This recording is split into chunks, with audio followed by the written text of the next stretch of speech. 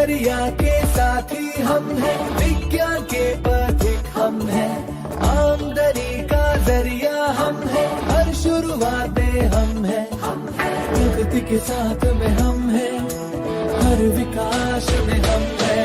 ये जहां है सिपेट का जहां,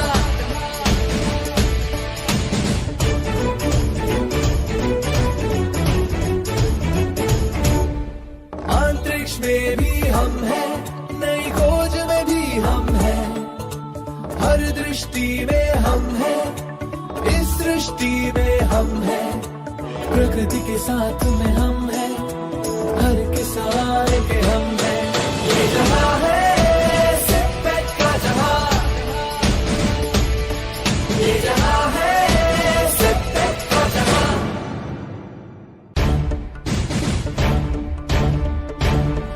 ये जहां है प्लास्टिक का जहां, कण कण में इसके सिपेट के निशान, जैसे झूमे धरती निरंतर, वैसे प्लास्टिक रहे उम्र भर, प्रगति के स्वर्ण जयंती पथ पर 68 से है सिपेट अग्रसर। ये जहां है सिपेट का जहां,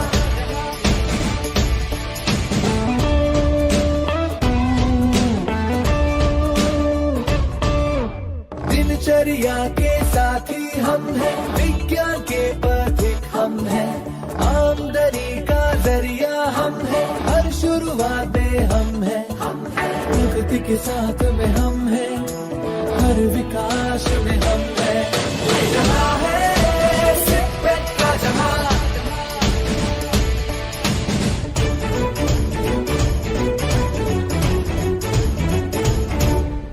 अंतरिक्ष में भी हम हैं, नई खोज में भी हम हैं, हर दृष्टि में हम हैं, इस सृष्टि में हम हैं, प्रकृति के साथ में हम हैं, हर किसान के हम हैं।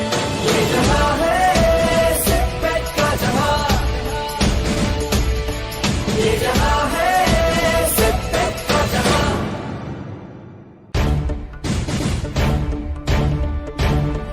ये जहां है प्लास्टिक का जहां, कण कण में इसके सिपेट के निशान, जैसे झूमे धरती निरंतर, वैसे प्लास्टिक रहे उम्र भर, प्रगति के स्वर्ण जयंती पथ पर 68 से है सिपेट अग्रसर।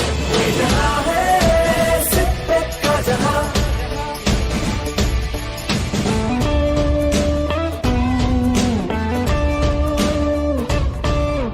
दिनचर्या के साथी हम हैं, विज्ञान के पथिक हम हैं, आमदनी का जरिया हम हैं, हर शुरुआत में हम हैं, प्रगति के साथ में हम हैं, हर विकास में हम हैं।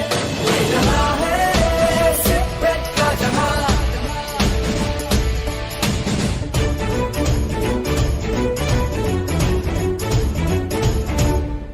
अंतरिक्ष में भी हम हैं, नई खोज में भी हम हैं, हर दृष्टि में हम हैं, इस सृष्टि में हम हैं, प्रकृति के साथ में हम हैं, हर किसान के हम हैं। ये जहां है सिपेट का जहां, ये जहां है सिपेट का जहां।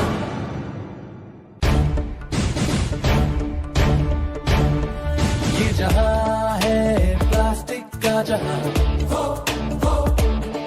कण कण में इसके सिपेट के निशान, जैसे झूमे धरती निरंतर, वैसे प्लास्टिक रहे उम्र भर, प्रगति के स्वर्ण जयंती पथ पर 68 से है सिपेट अग्रसर। ये जहां है सिपेट का जहां,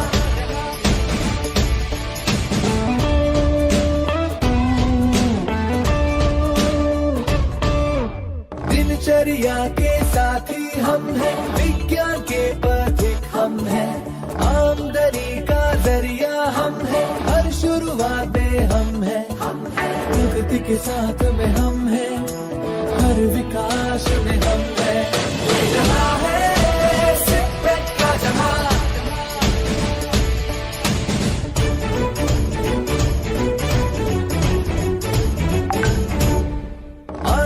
में भी हम हैं, नई खोज में भी हम हैं, हर दृष्टि में हम हैं, इस सृष्टि में हम हैं, प्रकृति के साथ में हम हैं, हर किसान के हम हैं।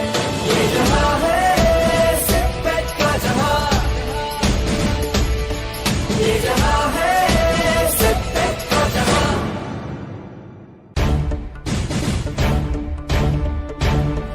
ये जहां है प्लास्टिक का जहां,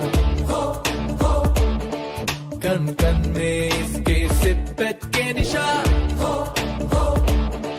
जैसे झूमे धरती निरंतर, वैसे प्लास्टिक रहे उम्र भर, प्रगति के स्वर्ण जयंती तत्पर 68 से है सिपेट अग्रसर। ये जहां है सिपेट का जहां,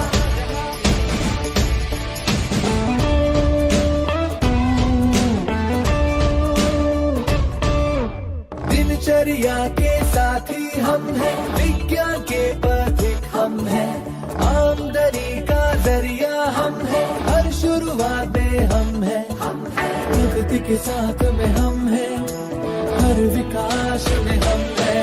ये जहां है सिपेट का जहां,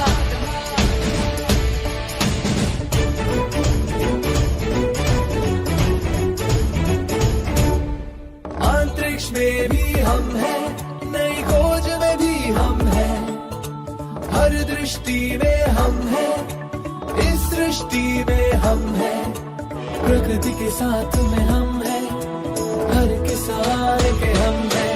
ये जहां है सिपेट का जहां, ये जहां है सिपेट का जहां।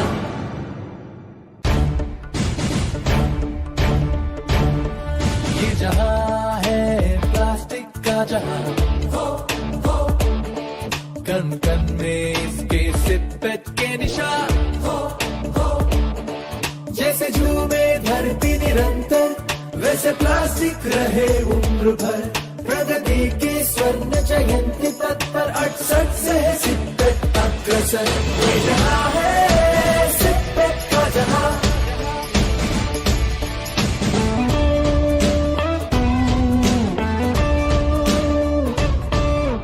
दिनचर्या के साथी हम हैं, विज्ञान के पथिक हम हैं, आमदनी का जरिया हम हैं, हर शुरुआत में हम हैं, प्रकृति के साथ में हम हैं, हर विकास में हम हैं। ये जहां है सिपेट का जहां,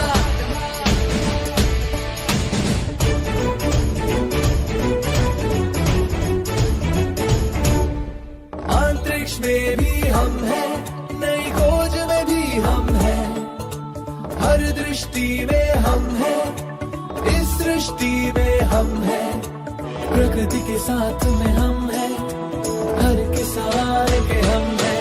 ये जहां है सिपेट का जहां, ये जहां है सिपेट का जहां। Good morning to all of you. मैं सुनील सिंह सिपेट कोरबा की ओर से आप सभी का स्वागत करता हूं। तो आज का जो हमारा प्रोग्राम है स्वच्छता के ऊपर, तो इस वेबिनार में हम देखेंगे प्लास्टिक वेस्ट मैनेजमेंट। जैसे आपको पता है कि जो हमारे आसपास कचरा होता है बहुत सारे, उसमें ज़्यादातर जो दिखता है हमें वो प्लास्टिक दिखता है। तो उस कचरे को मैनेजमेंट के लिए उस प्लास्टिक्स को मैनेजमेंट बहुत ज़रूरी है उसका, ठीक है। तो हम देखेंगे प्लास्टिक वेस्ट मैनेजमेंट। तो इसके ऊपर वेबिनार देने के लिए हमारे साथ जो है आज मिस्टर अक्षय खातौड़ सर हैं, assistant technical officer CIPET Korba. तो मैं उनका इस प्रोग्राम में स्वागत करता हूं और चलिए इस कार्यक्रम को आगे बढ़ाते हुए हम देखते हैं उनका लेक्चर।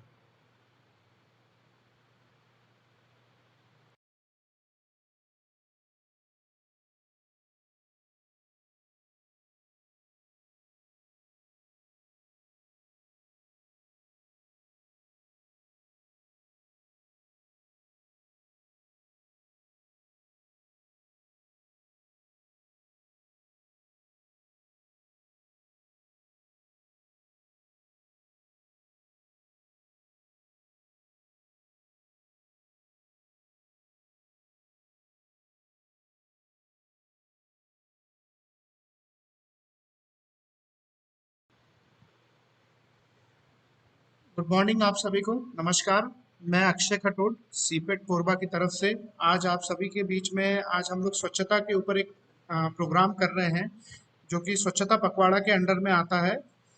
इसी में स्वच्छता से रिलेटेड एक अवेयरनेस क्रिएट करने के लिए हम लोगों ने एक वेबिनार रखा है जिसका नाम रखा है स्वच्छता। उसका सब टाइटल टॉपिक है हमारा प्लास्टिक वेस्ट मैनेजमेंट। आज की हम डेली लाइफ में ये देखते हैं कि सभी लोग प्लास्टिक्स के कचरे को लेकर के बहुत परेशान हैं।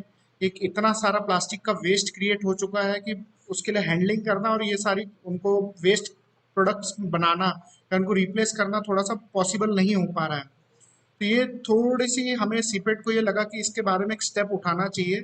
प्लास्टिक वेस्ट मैनेजमेंट के बारे में लोगों को बताना चाहिए कि किस तरीके से हम different types of plastic waste को मैनेज कर सकते हैं और किस तरीके से उनको यूजफुल तरीकों में कन्वर्ट कर सकते हैं। तो आज का वेबिनार का टॉपिक है हमारा स्वच्छता प्लास्टिक्स वेस्ट मैनेजमेंट। तो आज की डेट में हम देखते हैं कि टुडेज रियलिटी क्या है। Plastic products have become an integral part of our daily life and plays an irreplaceable role in our day to day activities. जैसा कि सभी जानते हैं कि जो प्लास्टिक प्रोडक्ट्स हैं वो हमारी day to day daily life की एक्टिविटीज में इतना इंपॉर्टेंट रोल प्ले कर रहे हैं कि आप स्क्रीन पे सभी देख रहे होंगे कि जैसे टूथब्रश, चेयर्स, खिलौने, वाटर बॉटल्स, प्लास्टिक के यूटेंसिल्स, फिर comb, brushes, bottles, mugs, tiffin boxes, ये सारी चीजें किसकी बनी हुई है? प्लास्टिक्स मटेरियल की। तो डे टू डे लाइफ में हम जितनी भी चीजें मैक्सिमम यूज करते हैं अराउंड 60 to 70% चीजें किसकी होती है? प्लास्टिक्स की बनी होती हैं। तो वो एक बहुत इंपॉर्टेंट रोल प्ले करता है प्लास्टिक मटेरियल हमारी डेली लाइफ में। नेक्स्ट देखते हैं कि प्लास्टिक का कंजम्पशन ग्लोबल लेवल पे किस तरीके से होता है। ये एक स्टडी की गई थी ग्लोबल प्लास्टिक प्रोडक्शन की द्वारा, ये एक रेफरेंस है उसका, जिसके अंदर हम लोगों ने एक स्टडी किया गया था कि प्लास्टिक प्रोडक्ट्स को कितने लेवल पे डे टू डे लाइफ में मीन्स आप देख सकते हैं ग्राफ शो करता है कि कितना ग्लोबली प्लास्टिक का प्रोडक्ट जो है कंज्यूम किया जा रहा है पूरे वर्ल्ड लेवल पे। तो आप देख रहे हैं कि 2017 में और एक स्टडी करी गई थी जिसमें पता लगाया गया था कि कितना tons of million tons of plastics को हम लोग कंजम्पशन करें ग्लोबल लेवल पे। अब देख सकते हैं कि 400 million tons of plastic per year consumption होते जा रहा है। ये 2017 का डेटा है। आज की डेट में 2020 में ये डेटा और भी आगे बढ़ चुका है जो कि अराउंड 600 to 700 टन्स के आसपास में है। नेक्स्ट देखते हैं अब इसके बाद में कि इंडिया लेवल पे प्लास्टिक प्रोडक्ट का कंजम्पशन किस तरीके से होता है। तो इंडिया लेवल पे इसकी एक स्टडी करी गई थी जिसमें सेंट्रल पॉल्यूशन कंट्रोल बोर्ड के द्वारा इसकी स्टडी करी गई थी जिसमें पता लगाया गया कि प्लास्टिक प्रोडक्ट्स का जो कंजम्पशन है वो इंडिया में किस लेवल पे है।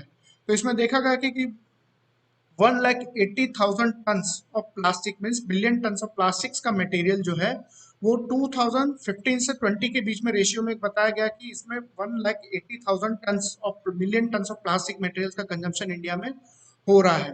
तो अब देख रहे हैं कि डे टू डे लाइफ में कितना plastic day to day life में बढ़ती जा रहा है, ग्राफ शो कर रहा है आपको। नेक्स्ट देखते हैं हम कि plastic consumption on world level पे किस तरीके से हो रहा है।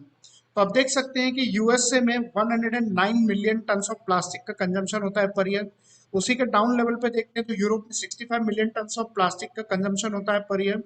उसके बाद में चाइना लेवल पे देखते हैं तो 38 मिलियन टन्स ऑफ प्लास्टिक का कंजम्पशन होता है। उसके बाद ब्राजील्स में देखा जाए तो 32 और उसके बाद में इंडिया लेवल पे आए तो 11। मीन्स ये जो कंजम्पशन ऑफ प्लास्टिक मटेरियल से अगर हम देखें इन केजी में अगर स्टडी करें तो यूएस में पर कैपिटा कंजम्पशन देखा जाए तो 109 केजी पर कैपिटा कंजम्पशन है। पर पर्सन अगर हम देखें तो कितना कंजम्पशन कर रहा है तो 109 केजीज ऑफ प्लास्टिक का कंजम्पशन करता है वो। यूरोप में देखा जाए तो 65, चाइना में देखा जाए तो 38 केजी, ब्राजील में देखा जाए तो 32 केजी और इंडिया में देखा जाए तो 11 केजी का कंजम्पशन है पर ह्यूमन बीइंग के ओवर पर कैपिटा कंजम्पशन में। मींस इन 2014 से 15 के बीच की स्टडी है ये। और ग्लोबल लेवल पे देखा जाए तो 28 केजी ऑफ प्लास्टिक्स जो है वो पर कैपिटा कंजम्पशन होता है पूरे ग्लोबल लेवल पे। मीन्स एक अगर पर्टिकुलर ह्यूमन बीइंग का हम स्टडी करें तो total 28 KG of plastic materials consumption होता है पूरे वर्ल्ड लेवल पे बाय पर्टिकुलर ह्यूमन बीइंग। ठीक है। नेक्स्ट अब हम देखते हैं कि प्लास्टिक कंजम्पशन का डिफरेंट सेक्टर्स वाइज क्या क्या यूज है। तो ग्लोबली हमने देखा कि पर कैपिटा कंजम्पशन 28 केजी था। इंडिया में कंजम्पशन उतना ही पर कैपिटा कंजम्पशन 11 केजी था। लेकिन अब मेजर एप्लीकेशंस देखेंगे हम कि डिफरेंट मेजर एप्लीकेशंस क्या है प्लास्टिक्स के जो सेक्टर्स में हम यूज करते हैं। तो सबसे पहले आता है agriculture sector, health sector, medical sector, electrical and electronic sector, education sector, buildings and construction sector. उसके बाद आता है transportation and automobiles, aviation, railways, furniture and house hold और टॉयज एंड स्पोर्ट्स में। लेकिन सबसे ज्यादा मेजर सेक्टर जो होता है वो पैकेजिंग सेक्टर होता है, जिसमें पैकेजिंग सेक्टर में सबसे ज्यादा प्लास्टिक मटेरियल्स का यूज किया जाता है। आप देख रहे हैं आपके राइट साइड स्क्रीन पे ग्राफ दिख रहा होगा, एक पाई चार्ट बना हुआ है जिसमें आपको नजर आ रहा है कि packaging sector overall around of plastics का जो कंजम्पशन होता है पूरे वर्ल्ड में, उसमें 35% किसमें जाता है, पैकेजिंग सेक्टर्स में। अगर इसी पैकेजिंग सेक्टर में अगर हम कैलकुलेट करें कि जो प्लास्टिक की कैरी बैग्स होती हैं उनका अगर परसेंटेज कैलकुलेट करें तो near around less than 1% of total plastic consumption आता है टोटल पैकेजिंग सेक्टर में, अगर उसका प्लास्टिक कैरी बैग का कंजम्पशन स्टडी करें तो। नेक्स्ट देखते हैं हम कि प्लास्टिक्स क्या होता है। The plastics is a kind of wonder material that is made by people, not available naturally, but can be formed into almost any shapes. Most plastics are strong, long-lasting, and lightweight. They resist damage by water, heat, chemicals, and electricity. And in addition, plastics can be made in many colors. Daily life में हम जो plastic use करते हैं वो plastic material को हम जो जिस तरीके से यूज कर रहे हैं आप देख रहे हैं कि उसको डिफरेंट डिफरेंट शेप्स देते हैं, डिफरेंट डिफरेंट कलर्स देते हैं। तो यही एक प्लास्टिक मटेरियल है जो ह्यूमन मैन मेड मटेरियल है, जिसको हमने नेचुरली अवेलेबल नहीं हुआ, इसको हमने कुछ प्रोसेस करके मैन मेड मटेरियल बनाया इसको।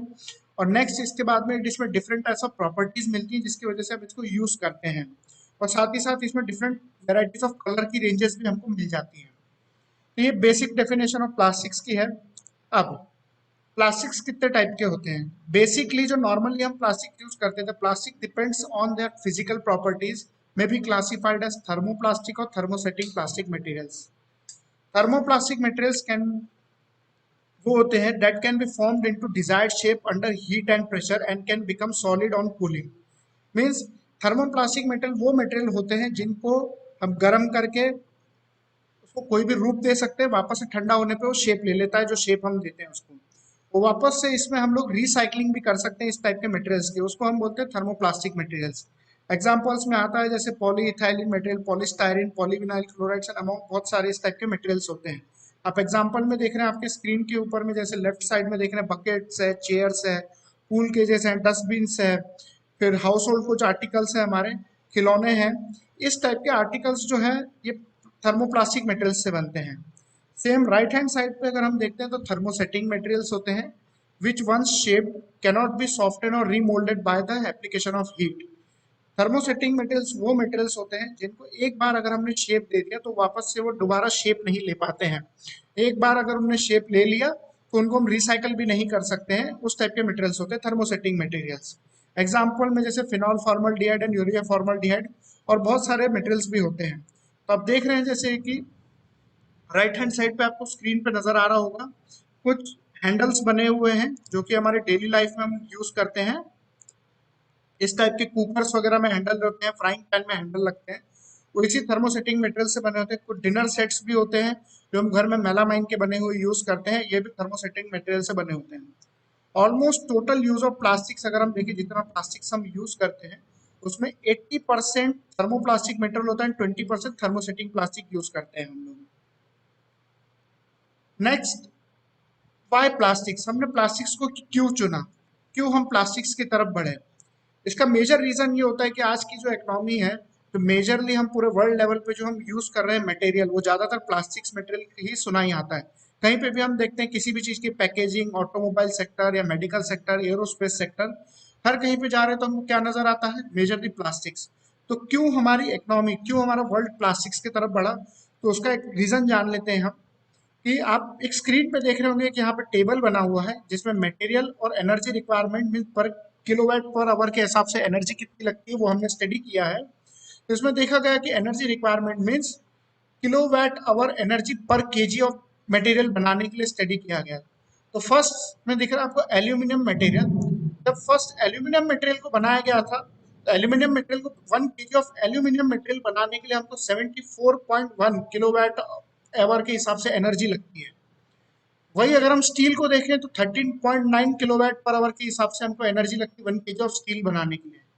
नेक्स्ट अगर उसी लेवल पे देखा जाए तो ग्लास के लिए हमको 7.9 किलोवाट पर आवर के हिसाब से एनर्जी लगती है। और वही सेम अगर 1 kg ऑफ पेपर अगर हमको बनाना है तो 7.1 किलोवाट पर आवर के हिसाब से एनर्जी लगती है।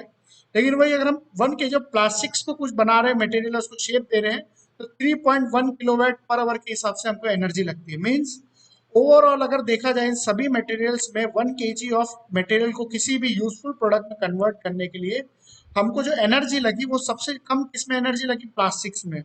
तो मेजरली एनर्जी कम लगी मीन्स क्या लगा, पावर कम लगा, और पावर जनरेशन मीन्स कम लगा तो पावर जनरेशन कम हुआ, और पावर जनरेशन कम हुआ मीन्स क्या हुआ कि ओवरऑल अगर देखा जाए बैक स्टेज में देखा जाए तो जितने भी पावर प्लांट्स हैं उन सभी में एनर्जी प्रोडक्शन कम हुआ। एनर्जी प्रोडक्शन कम हुआ मीन्स क्या हुआ, उनके फॉसिल फ्यूल्स को जो यूज करते हैं वो बर्न करने के लिए उनका बर्निंग कम हुआ, जिसकी वजह से जो ग्रीन हाउस गैसेज है जो हम एटमॉस्फेयर में छोड़ देते हैं या टॉक्सिक गैसेज जो है उनका प्रोडक्शन कम हुआ, जिसकी वजह से हमारा एनवायरनमेंट सेव हुआ। तो ये एक मेजर पॉइंट आता है कि इसलिए हम प्लास्टिक सेक्टर्स की तरफ ज्यादा बढ़ते जा रहे हैं, प्लास्टिक मटेरियल्स को यूज कर रहे हैं। आप देख रहे होंगे स्क्रीन के ऊपर में कि replacing the traditional material due to superior properties, और प्लास्टिक मटेरियल की कुछ प्रॉपर्टीज भी होती हैं जिसकी वजह से हमने बाकी मटेरियल्स को रिप्लेस किया उससे। तो फर्स्ट आता है safe and hygiene, inert and chemical resistance. Safe होता है, हाइजीन होता है, ठीक है, केमिकल्स को रेजिस्ट करता है, ज्यादातर केमिकल रिएक्शंस में वो पार्टिसिपेट नहीं होता, जिसकी वजह से जो उसके अंदर प्रोडक्ट हम पैक करते हैं या कहीं पे यूज करते हैं तो ज्यादा रिएक्ट नहीं करता। Light weight and non breakability means light weight होने के कारण, हल्का होने के कारण उसका ट्रांसपोर्टेशन ईजी होता है। Next non breakability means flexible होने के कारण उसमें ब्रेकेज भी बहुत कम होता है या उसमें इम्पैक्ट सहने की ताकत बढ़ जाती है। Excellent barrier properties, enhancing self life. Barrier properties mean मौसम की मार को लेकर के वो इजीली अपने आप को रेजिस्ट कर लेता है और लॉन्ग लाइफ तक उसको स्टेट करता है। सुपीरियर इम्पैक्ट रेजिस्टेंस, किसी भी झटके को एकदम से सहने की उसमें ताकत होती है, एकदम से टूटता नहीं है, उसको एक्सर्ट कर लेता है। नेक्स्ट आता है transparency as well as opacity. ये दोनों प्रॉपर्टीज हमको मेजरली प्लास्टिक्स की तरफ लाई। Transparency and opacity means transparency उसकी वजह से मिली हमको कि प्लास्टिक मेटल में जो भी हम डिफरेंट टाइप्स ऑफ पैकेजिंग देखते हैं तो देखते हैं ट्रांसपेरेंसी हमको मिलती है, उसके आर पार देख सकते हैं हम। लेकिन ये चीज अगर हम मेटल की तरफ जाएं तो एल्यूमिनियम स्टील में हमको ये चीजें नहीं मिल पाती, इवन तो पेपर में भी नहीं मिल पाती, ग्लास में मिल पाती है लेकिन थोड़ी ज्यादा रहती है। लेकिन प्लास्टिक मेटल में दोनों प्रॉपर्टीज है, ट्रांसपेरेंसी मिलती है हमको उसके अंदर, प्लास्टिक्स में भी। साथ ही साथ उसमें ओपेसिटी भी मीन्स अगर हमको उसको धुंधला भी बनाना है तो हम उसको धुंधला भी बना सकते हैं, उसमें लाइट को पास नहीं होना चाहिए, ट्रांसपेरेंट नहीं होना चाहिए, वो भी हम प्रॉपर्टीज इसमें अचीव कर सकते हैं। नेक्स्ट पॉइंट आता है lower fuel consumption and product loss during the transportation.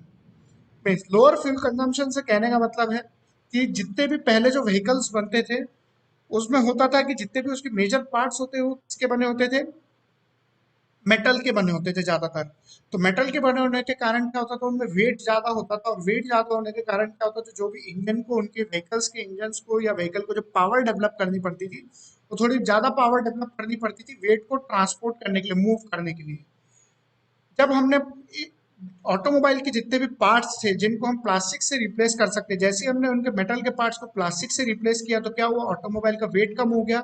Automobiles के वेट कम होने के कारण उनको ज्यादातर जो इंजन्स को, उनके जो ऑटोमोबाइल को एनर्जी लगने लगी मूव करने के लिए, वो कम लगने लगी, जिसकी वजह से क्या हुआ, आपका व्हीकल्स के एवरेजेस भी बढ़ गए, और साथ ही साथ में क्या हुआ, फ्यूल कंजम्पशन भी कम होने लगा, और साथ ही साथ उनके जो टॉक्सिक गैसेस, जो फ्यूम्स, स्मोक था, वो कम निकलने लगा। तो इसी वजह से ट्रांसपोर्टेशन में भी प्लास्टिक्स ने, या ट्रांसपोर्टेशन सेक्टर में भी प्लास्टिक्स ने क्या किया, एक मेजर रोल प्ले किया है। लेकिन ये जो सारी प्रॉपर्टीज हैं, जितनी भी हमने ऊपर से नीचे तक देखा, ये सारी प्रॉपर्टीज होने के बाद भी प्लास्टिक जो है उसकी कॉस्ट बहुत कम होती है, तो इसी वजह से हम प्लास्टिक सेक्टर्स की तरफ बढ़े। नेक्स्ट अब हम देखते हैं बेनिफिट्स ऑफ प्लास्टिक्स। अगर देखा जाए कि एनर्जी सेविंग के मैटर में तो 1 लाख मेट्रिक टन ऑफ आटा पैकेजिंग के ऊपर एक स्टडी करी गई थी, जिसमें यह पाया गया कि जूट वर्सेस प्लास्टिक की पैकेजिंग में देखा गया तो 1 lakh metric ton of plastic packaging के लिए जो एनर्जी लगती वो 330 गीगा जूल्स तक लगती थी। वही अगर हम उस 1 लाख मेट्रिक टन ऑफ आटा को अगर हम प्लास्टिक्स में पैक करते हैं या प्लास्टिक की पैकेजिंग में लाते हैं तो 63 गीगा जूल्स तक की एनर्जी ही हमको लगती है। मीन्स आपने देखा कि टोटल 81% ऑफ एनर्जी सेव हुई। मीन जहाँ पे हमको जूट बैग बनाने के लिए जो एनर्जी लगती थी उससे कहीं कम एनर्जी हमको प्लास्टिक बैग बनाने में लगी, जिसमें हम अगर आटे की पैकेजिंग में देखा जाए तो मीन जितना भी हम 1 लाख मेट्रिक टन ऑफ आटा का पैक करते थे जूट बैग में, उतने ही अगर हम आटे को, अगर या फ्लोर को हम पैक करें प्लास्टिक बैग में तो उतनी ही जूट बैग में जो एनर्जी लगती थी वो कम लगेगी हमको as compare to plastic packaging में। तो यहाँ पे भी एनर्जी सेव होती है हमारे प्लास्टिक्स की वजह से, कि जितनी ज्यादा एनर्जी का हमने सेव किया यहाँ पे पैकेजिंग सेक्टर में भी। नेक्स्ट देखते हैं benefits of plastic in milk packaging sector, जहाँ पे इसकी स्टडी करी गई कि 1 लाख लीटर ऑफ मिल्क की पैकेजिंग के लिए। तो जब स्टडी किया गया तो देखा गया कि 1 लाख लीटर ऑफ मिल्क को जब पैक करते हैं हम किसी ग्लास की बोतल में, तो उस ग्लास की पैकेजिंग को बनाने के लिए 2195 गीगाजूल्स ऑफ एनर्जी का कंजम्पशन होता है। वहीं अगर उस 1 लाख लीटर ऑफ मिल्क को अगर हम प्लास्टिक के पाउचेज में पैक करते हैं तो वही एनर्जी कम लगती है, 291 gigajoules of energy. Means total 86% of energy को हमने टोटल सेव किया इसके अंदर मिल्क की पैकेजिंग को लेकर के। मीन्स एनर्जी रिकवरी हुई प्लास्टिक से, हमको यहाँ पे सेव भी हुई एनर्जी, और उसके साथ साथ में प्लास्टिक जो है वो हमको रिसाइकल करने के बाद भी उससे एनर्जी हमको जनरेट करके देता है। तो ये हमको बेनिफिट्स हैं प्लास्टिक के पैकेजिंग सेक्टर में भी। साथ ही साथ बेनिफिट्स हम देखते हैं कि हेल्थ सेक्टर में भी है। द हेल्थ एंड सेफ्टी में देखा जाए तो plastic use for food contact applications are approved as per safety material as per BIS and other internal national standards के अनुसार। As implemented within human body के अंदर भी हम लोग इसको इम्प्लीमेंट करते हैं, उसके बने हुए पार्ट्स को। Medical application like IV bottle, blood bags, packaging of liquid formulations and disposable injections, syringes, ये भी हम लोग क्या करते हैं प्लास्टिक सेक्टर का मेडिकल सेक्टर में यूज करते हैं। और साथ ही साथ में हम इसमें लिक्विड मटेरियल्स का भी पैकेजिंग करते हैं, जो फूड पैकेजिंग मटेरियल्स के लिए रूप में भी यूज करते हैं हम इसको। तो प्लास्टिक मटेरियल जो हेल्थी है, सेफ है हमारी लाइफ के लिए, तो ये भी एक बेनिफिट है हमारा उसके लिए। नेक्स्ट है कुछ मिथ्स है लोगों के टॉक्सिसिटी को लेकर के कि प्लास्टिक जो है वो टॉक्सिक होता है, इंजूरियस टू हेल्थ होता है। ऐसा बिल्कुल नहीं है। Plastic inerts materials and does not possesses any danger toxicity. Emission during the processing of plastic is well been regulated norms. Study करी गई थी कि जितने भी प्लास्टिक मटेरियल्स हैं उनको प्रोसेस एक रेगुलेटेड नॉर्म्स के साथ अगर प्रोसेस करके हम बनाते हैं तो टॉक्सिक नहीं होता है। और इन्हीं टाइप के प्रोडक्ट्स को बनाने के लिए हमने डिफरेंट ऐसा BIS और कुछ स्टैंडर्ड्स बने हुए जिनको फॉलो करके हम इन प्रोडक्ट्स को अगर बनाते हैं तो वो टॉक्सिक नहीं होता है। नेक्स्ट हम देखते हैं कंटिन्यूएशन में, plastic plays an important role in top greenhouse gas emission saver.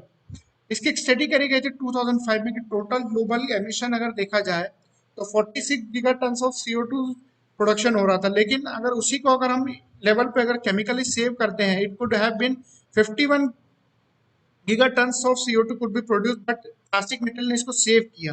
Means chemical industries से जो स्मोक्स निकलते थे, जो टॉक्सिक फ्यूम्स निकलते थे, उसमें 11% तक की हमने प्लास्टिक से सेव करी ग्रीन हाउस गैसेस। तो कैसे टॉप 3 मेजर रोल्स जो है वो प्लास्टिक सेक्टर में प्ले करते हैं। फर्स्ट आता है among the top 3 green house emission gases sector में, पहला पैकेजिंग, सेकेंड है ऑटोमोबाइल और थर्ड है पाइपिंग सेक्टर। तो बेसिकली ये 3 मेजर सेक्टर्स हैं प्लास्टिक एनर्जी के, जहाँ पे प्लास्टिक ने ग्रीन हाउस गैस की एनर्जी सेविंग करी है। Means plastic save green house gases emission and save the earth from global warming also. तो मेजर 3 सेक्टर थे, पैकेजिंग, ऑटोमोबाइल और पाइपिंग सेक्टर, जिसके अंदर में इसमें ग्रीन हाउस गैस एमिशन को सेव किया। नेक्स्ट देखते हैं हम, इतने सारे बेनिफिट्स होने के बाद भी हम प्लास्टिक्स को ये इस नज़र से देखते हैं कि वो अच्छा है कि बुरा है। तो उसके अच्छे तो हमने प्रॉपर्टीज देख ली, लेकिन गुड और बैड में डिफरेंशिएट करने के लिए बैड इसलिए बोल रहे हैं कुछ लोग प्लास्टिक्स को, उसका मेजर रीजन ये है कि biodegradability and disposal of waste management, ये उसका एक मेजर इश्यू है। तो हम देखते हैं कि इश्यूज को किस तरीके से सॉल्व किया जा सकता है। फर्स्ट बायोडिग्रेडेबिलिटी इशू है कि non biodegradability of property of plastics carry bags is termed as the major reason of waste management problem. Plastics are useful for its long life characteristics. Nothing decomposes substantially in modern landfills. It requires additional mechanical action for composting degradable waste. Indian landfills does not practice composting activities. Majorly plastics के साथ में ये एक issue होता है कि plastic material जो है वो नॉन बायोडिग्रेडेबल है, जिसकी वजह से क्या हो रहा है कि उसकी डिग्रेड करना या उसको कहीं पे डिकम्पोज करना पॉसिबल नहीं हो पा रहा। तो ये एक उसका सबसे बड़ा मेजर इशू है। नेक्स्ट देखते हैं, कुछ बायोडिग्रेडेबल और रिसाइक्लेबल प्लास्टिक्स की तरफ बढ़ना चाहिए।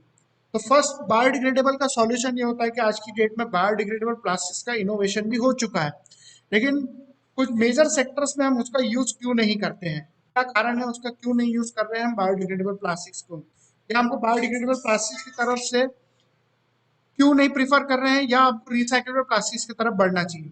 तो उसका मेजर रीजन ये है कि compostable plastics will degrade compost only in composting condition. The concept of biodegradable plastic will encourage littering. ठीक है, मेजरली ये पॉइंट होता है कि बायोडिग्रेडेबल प्लास्टिक्स के तरफ अगर हम मूव करते हैं तो उसमें पॉइंट ये नजर आता है कि मेजरली आज की डेट में हमारा जो प्लास्टिक मटेरियल है हम उसको क्या कर रहे हैं, वेस्ट के रूप में फेंक देते हैं, है ना।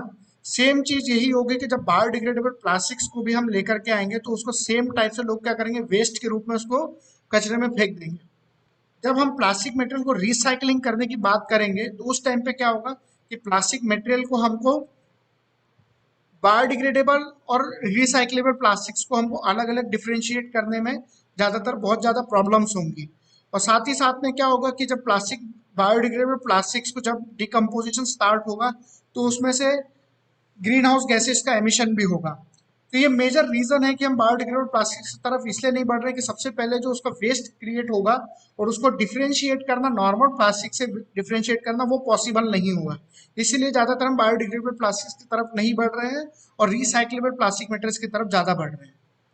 नेक्स्ट उसके बाद रीजन ये होता है कि बायोडिग्रेडेबल प्लास्टिक्स को अगर हमको यूज करना भी है तो हम उसको कुछ मेजर सेक्टर में यूज कर सकते हैं। एग्जांपल जैसे एग्रीकल्चर सेक्टर में हम यूज कर सकते हैं उसको। उसके बाद में नर्सरी की बैग्स बनाने के लिए यूज कर सकते हैं। वन टाइम यूज कटलरीज जहाँ पे हम लोग जस्ट फूड पैकेजिंग के लिए यूज करते हैं, फूड जहाँ पे हम लोग खाने को यूज एंड थ्रो इमीडिएट करना है वहाँ पे यूज कर सकते हैं।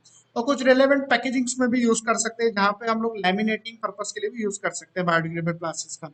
लेकिन अगर हम बोलेंगे बायोडिग्रेडेबल प्लास्टिक्स का लॉन्ग लास्टिंग तक यूज करना है तो उसका नहीं यूज कर सकते क्योंकि ऑलरेडी वो डिकम्पोज हो सकता है। तो जो भी मटेरियल हम उसमें पैक करेंगे वो इजीली डिकम्पोज हो जाएगा। मीन्स क्या होगा, ग्रीन हाउस गैसेस को एमिट करेगा और जो भी चीज हम उसमें पैक करेंगे उसके साथ में उसकी रिएक्शंस क्रिएट होंगी और उन चीजों को वो खराब करेगा। ज्यादातर फूड पैकेज, फूड आर्टिकल्स जो होंगे, जो ज्यादातर हमारे मेडिकल मेडिसिन वगैरह को भी अगर हम पैकेजिंग में लाते हैं तो उनको डिग्रेड करेगा।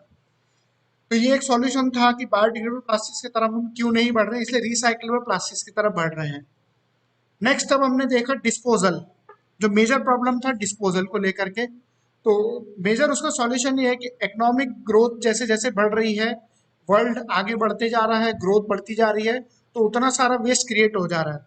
तो मेजर पॉइंट जो है, even in cities with lower economic growth have started producing more plastic waste due to, first है प्लास्टिक पैकेजिंग की वजह से वेस्ट क्रिएट हो रहा है, प्लास्टिक शॉपिंग बैग्स की वजह से, पेट बॉटल्स की वजह से, and other goods and applications using plastics in major component. तो ज्यादातर इसकी वजह से प्लास्टिक का वेस्ट क्रिएट हो रहा है। नेक्स्ट देखते हैं 20 time more plastic is produced today than 50 years ago. The world's annual consumption of plastic material has increased from around 5 million tons in the 1950s to nearly 100 million tons. This implies that a major resource are being used to meet the increased demand of plastics and more plastic waste is being generated. Due to the lack of integrated solid waste management, most of the plastic waste is neither collected properly nor disposed of an appropriate manner to avoid this negative impact on environment and public health. तो major reason ये है disposal का कि plastic waste को हम लोग क्या कर रहे हैं, इजीली डिस्पोज नहीं कर पा रहे हैं। तो ये भी एक हमारा रीजन बन रहा है प्लास्टिक वेस्ट क्रिएट होने का। तो उसका सॉल्यूशन हम कैसे कर सकते हैं वो आगे देखते हैं हम। तो इशू क्या है मेजरली हमारे इंडियन कंट्रीज में कि plastics are blamed as a major cause for municipal solid waste problems. But fact क्या है, according to the study plastic forms a 5% of total municipal solid waste in major Indian metro cities. Means जितना भी जो waste generate होता है overall Indian cities में, major metro cities में, उसमें से अगर उनको परसेंटेज वाइज में हम अगर डिवाइड करें, मीन्स अगर उनको वेट वाइज में अगर डिवाइड करें तो टोटल वेट ऑफ जो वेस्ट जनरेट होता है वो टोटल वेट को अगर हम कंसिडर करें तो 5% ऑफ टोटल वेट का 5% टोटल वेट के रूप में म्युनिसिपल सॉलिड वेस्ट का जो टोटल वेट है उसका 5% ही ओनली क्या होता है, प्लास्टिक वेस्ट होता है। एक रिसेंट स्टडी करी गई थी देवनाथ डंपिंग एरिया मुंबई में, जहां पर पता लगा कि 90% of plastic waste is brought into landfill and picked up by rag pickers and sold to the waste trader for recycling. Means majorly अगर हम वॉल्यूम के रूप में देखें तो ज्यादातर वॉल्यूम के रूप में प्लास्टिक मटेरियल जो है वो ज्यादातर वॉल्यूम के रूप में क्रिएट हो रहा है, वॉल्यूम ज्यादा है। लेकिन अगर वेट के रूप में कंसिडर करें तो जितना भी वेस्ट क्रिएट होता है उसमें वेट के रूप में 5% के बराबर में आता है वेट के रेशियो में। नेक्स्ट देखते हैं कि environmental issues with plastic waste. क्या क्या एनवायरमेंटल इश्यूज है प्लास्टिक वेस्ट को लेकर के। First, plastic pollutes beaches and oceans. जैसा आप इमेजेस में देख रहे हैं कि प्लास्टिक को जो हम डिस्पोज नहीं कर पा रहे हैं इजीली, उसके कारण वेस्ट क्रिएट होता है ओशियंस एंड बीचेस के ऊपर, जिसके वजह से पॉल्यूट हो जाते हैं बीचेस। नेक्स्ट आता है इसके बाद में प्लास्टिक लिटर्स लैंडस्केप्स। लैंडस्केप्स को आप देख रहे हैं कि किस तरीके से पॉलिथीन से हम लैंडफिल्स को यूज करके उसको भरते जा रहे हैं, कचरा क्रिएट हो रहा है। नेक्स्ट हो रहा है plastic bags are eaten by animals. अगर हम उसको वेस्ट को इसी तरीके से फेंक देते हैं तो प्लास्टिक बैग्स जो हैं वो एनिमल्स के द्वारा खाई जा रही हैं, जिसकी वजह से उनकी हेल्थ की इश्यूज भी हो रहे हैं ज़्यादातर और एनवायरनमेंट को इफेक्ट कर रहा है। और नेक्स्ट पार्ट आता है fourth, burning of plastic generate toxic fumes. Means जब प्लास्टिक को अगर हम एक अनकंडीशनल वे में, मीन्स अगर एक कंट्रोल कंडीशन में अगर बर्न नहीं करते हैं, एनवायरनमेंट में डायरेक्टली बर्न करते हैं, तो उसकी वजह से टॉक्सिक फ्यूम्स भी जनरेट होती है, जो different types of toxic fumes generate होकर के ग्रीन हाउस गैसेस भी बनाती है और एटमॉस्फेयर को पॉल्यूट भी करती है। तो ये कुछ मेजर इश्यूज हैं प्लास्टिक डिस्पोज नहीं होने के कारण या प्लास्टिक का वेस्ट मैनेजमेंट नहीं होने के कारण। ये 4 इश्यूज थे जो हम लोग को फेस करने पड़ रहे हैं। फर्स्ट इशू था ओशियन और बीचेस को पॉल्यूट करता है, लैंडस्केप्स को पॉल्यूट करता है। उसके बाद में प्लास्टिक बैग्स जो एनिमल्स खा जा ईट कर लेते हैं उसको, उसकी वजह से भी इशू क्रिएट होता है। और प्लास्टिक को बर्न करने के कारण, जलाने के कारण क्या होता है, टॉक्सिक फ्यूम्स जनरेट होती हैं जो कि अनकंडीशनल वे में एनवायरनमेंट को हार्म क्रिएट करती हैं। तो ये कुछ एनवायरमेंटल इश्यूज हैं प्लास्टिक्स के। किसकी वजह से? क्योंकि हमने प्लास्टिक का वेस्ट मैनेजमेंट नहीं किया। तो इसका सॉल्यूशन कैसे हो सकता है देखते हैं। तो एनवायरमेंटल इश्यूज में और भी देखते हैं कि सब स्टैंडर्ड प्लास्टिक्स में जैसे bags, films and poses problem to collecting and recycling. जो जितने भी प्लास्टिक वेस्ट इतना जनरेट होने के कारण जो होते हैं छोटा छोटा पार्ट्स एरियाज में क्या होता है उनको कलेक्ट करना प्रॉब्लम होता है। गार्बेजेस के कारण मिक्स वेस्ट जो होता है वेस्ट में मिक्स हो जाती है प्लास्टिक बैग्स। एग्जांपल जैसे नॉर्मल जो वेट मटेरियल का कचरा होता है या कुछ पेपर होते हैं, मेटल्स होते हैं, उन सभी के साथ में प्लास्टिक वेस्ट मिक्सअप हो जाता है। तो इसलिए उनको लैंडफिल का ऑप्शन चूज करके उनको लैंडफिल कर दिया जाता है। तो वो भी एक प्रॉब्लम है हमारे लिए कि अदर गार्बेजेस के साथ में मिक्सअप हो जाता है, तो वो भी एक एनवायरमेंटल इशू बन जाता है। नेक्स्ट आता है litter plastic gives unaesthetic look to choke and drains. अगर नॉर्मली हम सिटीज में इस तरीके से अगर एक रोड साइड में अगर हम प्लास्टिक वेस्ट को फेंक देते हैं तो वो जब रेनी सीजन होता है तो ड्रेनेज की प्रॉब्लम्स जाती है, वहाँ पे प्लास्टिक बैगेज के कारण क्या होता है ड्रेन का प्रॉब्लम आता है, ड्रेनेज ब्लॉक हो जाते हैं। तो ये भी एक हमारा मेजर इशू है प्लास्टिक डिस्पोज को लेकर के। और उसके बाद में आता है non recyclable plastic waste poses disposable problems. Means अगर नॉन रिसाइकेबल प्लास्टिक जैसे थर्मोसेटिंग मटेरियल से भी कुछ वेस्ट क्रिएट होता है जो कि रिसाइकेबल नहीं है, तो लोग उसको वेस्ट के रूप में वैसे ही फेंक देते हैं। तो ये भी एक हमारा इशू बन जाता है। नेक्स्ट देखते हैं इसके बाद में एक स्टडी करी गई थी प्लास्टिक वेस्ट के ऊपर में कि कितना total percentage of waste means weight के रूप में कितना आता है। तो स्टडी करी गई थी कि सबसे मेजर सेक्टर आता है सैंड, सॉल्ट एंड डेब्रीज। जो मिट्टी वगैरह रहती है वो 52% ऑफ वेस्ट रहती है। तो उसके बाद कंपोस्टेबल मटेरियल्स जो कि हम घर से खाने को फेंक देते हैं या ग्रीन वेजिटेबल्स के वेस्ट को जो फेंकते हैं या फ्रूट्स के वेस्ट को फेंकते हैं, वो total compostable material 33% of waste होता है। उसके बाद देखा जाए तो paper total 8% of total waste का कैरी करता है। उसके बाद मेटल्स एंड ग्लास को देखा जाए तो 2% of total waste of weight means according to total waste का 2% होता है मेटल्स एंड ग्लासेस। और नेक्स्ट आता है सबसे लास्ट में प्लास्टिक्स जो है 5% ऑफ टोटल वेस्ट। तो ये एक स्टडी करी गई थी मुंबई में निरी के द्वारा, वहां पे पता लगाया गया था कि टोटल वेस्ट के ऊपर स्टडी करने में ये स्टडी किया गया था कि मेजर किस पार्ट टोटल वेस्ट में मेजर पार्ट्स किस किस के होते हैं। तो टोटल ये देखा गया कि टोटल वेस्ट का 5% वेट अकॉर्डिंग टू वेट जो होता है वो प्लास्टिक्स होता है।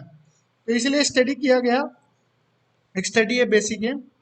नेक्स्ट देखते हैं इशू क्या है। मेजरली जो प्लास्टिक्स जो होता है जो लिटर क्रिएट कर रहा है, डिस्पोज तो हम कर देते हैं, उसका मैनेज तो कर लेते हैं, उसको वेस्ट को हम लोग ट्रांसपोर्ट तो कर लेते हैं, लेकिन मेजरली जो इश्यूज क्रिएट हो रहे हैं, क्यों इशू हो रहा है कि प्लास्टिक का इजीली डिस्पोज क्यों नहीं प्रॉपर पॉसिबल हो पा रहा है, उसका रीजन ये है कि देखा गया आपने यहाँ पे स्क्रीन पे देख रहे हैं कि इंडियन कॉन्टेक्स्ट में अगर देखा जाए तो वाइल द थिक और solid plastic waste are systematically picked up by the waste collector for recycling. Means जितने भी प्लास्टिक आर्टिकल्स जो हैं, जो कि जिनका एक पर्टिकुलर वेट गेन करते हैं या उनकी कुछ थिकनेस है, या मोटे प्लास्टिक आर्टिकल जैसे टब्स वगैरह, बकेट्स वगैरह, कुछ एचडीपी के जार्स वगैरह, चेयर्स वगैरह, बैटरी बॉक्सेस और इस तरीके के बॉटल्स, जार्स, क्या होते हैं, इनकी थिकनेस थोड़ी मोटी होती है, तो इनको क्या करते हैं प्लास्टिक वेस्ट कलेक्टर्स जो होते हैं वो इजीली कलेक्ट कर लेते हैं। लेकिन मेजर प्रॉब्लम ये है कि disposable of thin plastic carry bags और सिंगल यूज प्लास्टिक वेस्ट और multi layer packaging films are abundant by the waste pickers and have been creating a solid waste management problem. Means जितने भी पतले article जो होते हैं जिनकी thickness बहुत कम होती है या सिंगल यूज प्लास्टिक्स जो होते हैं, उनको क्या रैक पिकर्स पिकअप नहीं करते हैं या प्लास्टिक वेस्ट कलेक्टर उनको पिकअप नहीं करते, उनको वैसे ही छोड़ देते हैं। आपने इससे ज्यादातर देखा होगा तो प्लास्टिक की carry bag, single use plastics and disposable जो सिंगल यूज प्लास्टिक्स हैं वो मेजरली मिलेंगे आपको वेस्ट में। जहाँ पे भी सॉलिड वेस्ट का अगर कहीं ढेर लगा होगा उसमें मेजरली सिंगल यूज प्लास्टिक्स मिलेंगे आपको। जो रिसाइक्लेबल प्लास्टिक जैसे थिकर आर्टिकल्स है या कुछ पर्टिकुलर किसी आर्टिकल का वेस्ट है वो नहीं मिलेगा। क्यों? क्योंकि ये वेस्ट कलेक्टर द्वारा रिसाइकलिंग के लिए यूटिलाइज करने के लिए यूज कर लिए जाते हैं। लेकिन जो सिंगल यूज प्लास्टिक्स होते हैं, जो थिन आर्टिकल्स होते हैं, इनका यूज नहीं करते हैं। इसका रीजन ये है कि थिन आर्टिकल्स को यूज इसलिए नहीं करते हैं क्योंकि जो ज्यादातर मोटे प्लास्टिक्स होते हैं उनको रिसाइकल करना पॉसिबल होता है इजीली। एक पर्टिकुलर टेम्परेचर उनको एक प्रोसेस के थ्रू मूव करके अगर हम प्रोसेस के थ्रू जाएं तो थिक प्लास्टिक आर्टिकल्स को हम लोग रिसाइकल करने में इजी जाती है, एनर्जी कम लगती है और उससे रिकवरी भी ज़्यादा मिलती है। लेकिन जो सिंगल यूज प्लास्टिक मटेरियल्स होते हैं उनको रिसाइकलर्स ज़्यादातर इसलिए प्रीफर नहीं करते हैं क्योंकि सिंगल यूज प्लास्टिक्स में क्या होता है, जब भी हम उसको रिसाइकल करने के लिए जाते हैं तो उसमें एनर्जी कंजम्पशन ज़्यादा लगती है, उसी के साथ साथ में उसमें वेस्ट जो है वो मिलता नहीं है कुछ हमको, और रिकवरी भी कम होती है। इसलिए सिंगल यूज प्लास्टिक्स का वेस्ट जो जनरेट होने के कारण ज्यादातर जो वेस्ट या रैक पिकर्स होते हैं वो सिंगल यूज प्लास्टिक को छोड़ देते हैं क्योंकि उसकी वैल्यू नहीं मिल पाती है उनको, जितना कि ज्यादातर जो थिकर और मोटे आर्टिकल्स होते हैं उनसे मिलती है। नेक्स्ट देखते हैं अब इनका सॉल्यूशंस क्या हो सकता है। तो सॉल्यूशन टू डिस्पोजल प्रॉब्लम, पहला फर्स्ट सॉल्यूशन आता है कि सेग्रीगेशन एट सोर्स।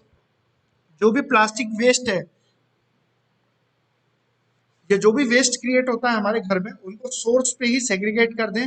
इसलिए हम लोग different types of colours of dustbin use करते हैं, green, blue, red and yellow, different different types of colours के वेस्ट को डिफरेंट डिफरेंट सेग्रीगेट करके सोर्स पे ही उसको सेग्रीगेट कर दें, तो वो एक सॉल्यूशन है। Proper system for collecting of segregated waste for facilitating recycling, फिर इन सेग्रीगेटेड वेस्ट को अपने अपने रिसाइकलिंग सेक्टर में भेजने के लिए इजीली हमको मिल जाएगा और उनको सोर्स से कलेक्ट करके हम इजीली भेज सकते हैं। नेक्स्ट इनिशिएटिव है encouragement for recycling. Plastic waste को रिसाइकल करने के लिए हमको एनर्जी एनकरेज करना चाहिए। Upgradation of existing mechanical recycling technologies, कुछ न्यू टेक्नोलॉजीज को इंट्रोड्यूस करना चाहिए जिसकी वजह से हम वेस्ट को रिसाइकल कर सकें। और encouragement for alternate methods of recycling और रिकवरी ऑफ एनर्जी।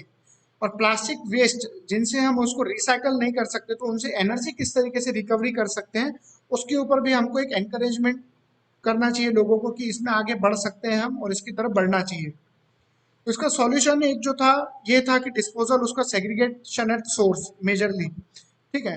नेक्स्ट देखते हैं solution to plastic waste management. अब अगर सोर्स पे ही अगर हम प्लास्टिक वेस्ट को सेग्रीगेट कर देंगे तो क्या होगा, उसका हम वेस्ट मैनेजमेंट इजीली कर सकते हैं। तो डिफरेंट डिफरेंट सिटीज में हमको एक अवेयरनेस प्रोग्राम क्रिएट कराना पड़ेगा जिससे कि हम प्लास्टिक वेस्ट को सेग्रीगेट करें अलग अलग different according to the base. जैसे घर में से जो वेस्ट निकलता है उसको सेग्रीगेट करें फर्स्ट, जो गीला कचरा है उसको सेग्रीगेट करें, सूखा कचरा उसको सेग्रीगेट करें, पेपर को सेग्रीगेट करें, प्लास्टिक्स को सेग्रीगेट करें, ग्लास को सेग्रीगेट करें, मेटल को सेग्रीगेट करें। ये अगर जिस तरीके से सोर्स पे ही अगर इसका सेग्रीगेशन होगा तो क्या होगा, आपका जो प्लास्टिक मटेरियल है या जो डिफरेंट टाइप्स ऑफ आपका वेस्ट है उनको रिसाइकल करने में इजी होगा या इजीनेस होगी जिससे हम सोर्स तक, जहां पे रिसाइकलिंग का सोर्स है वहां पे इजीली पहुंच जाए, ठीक है।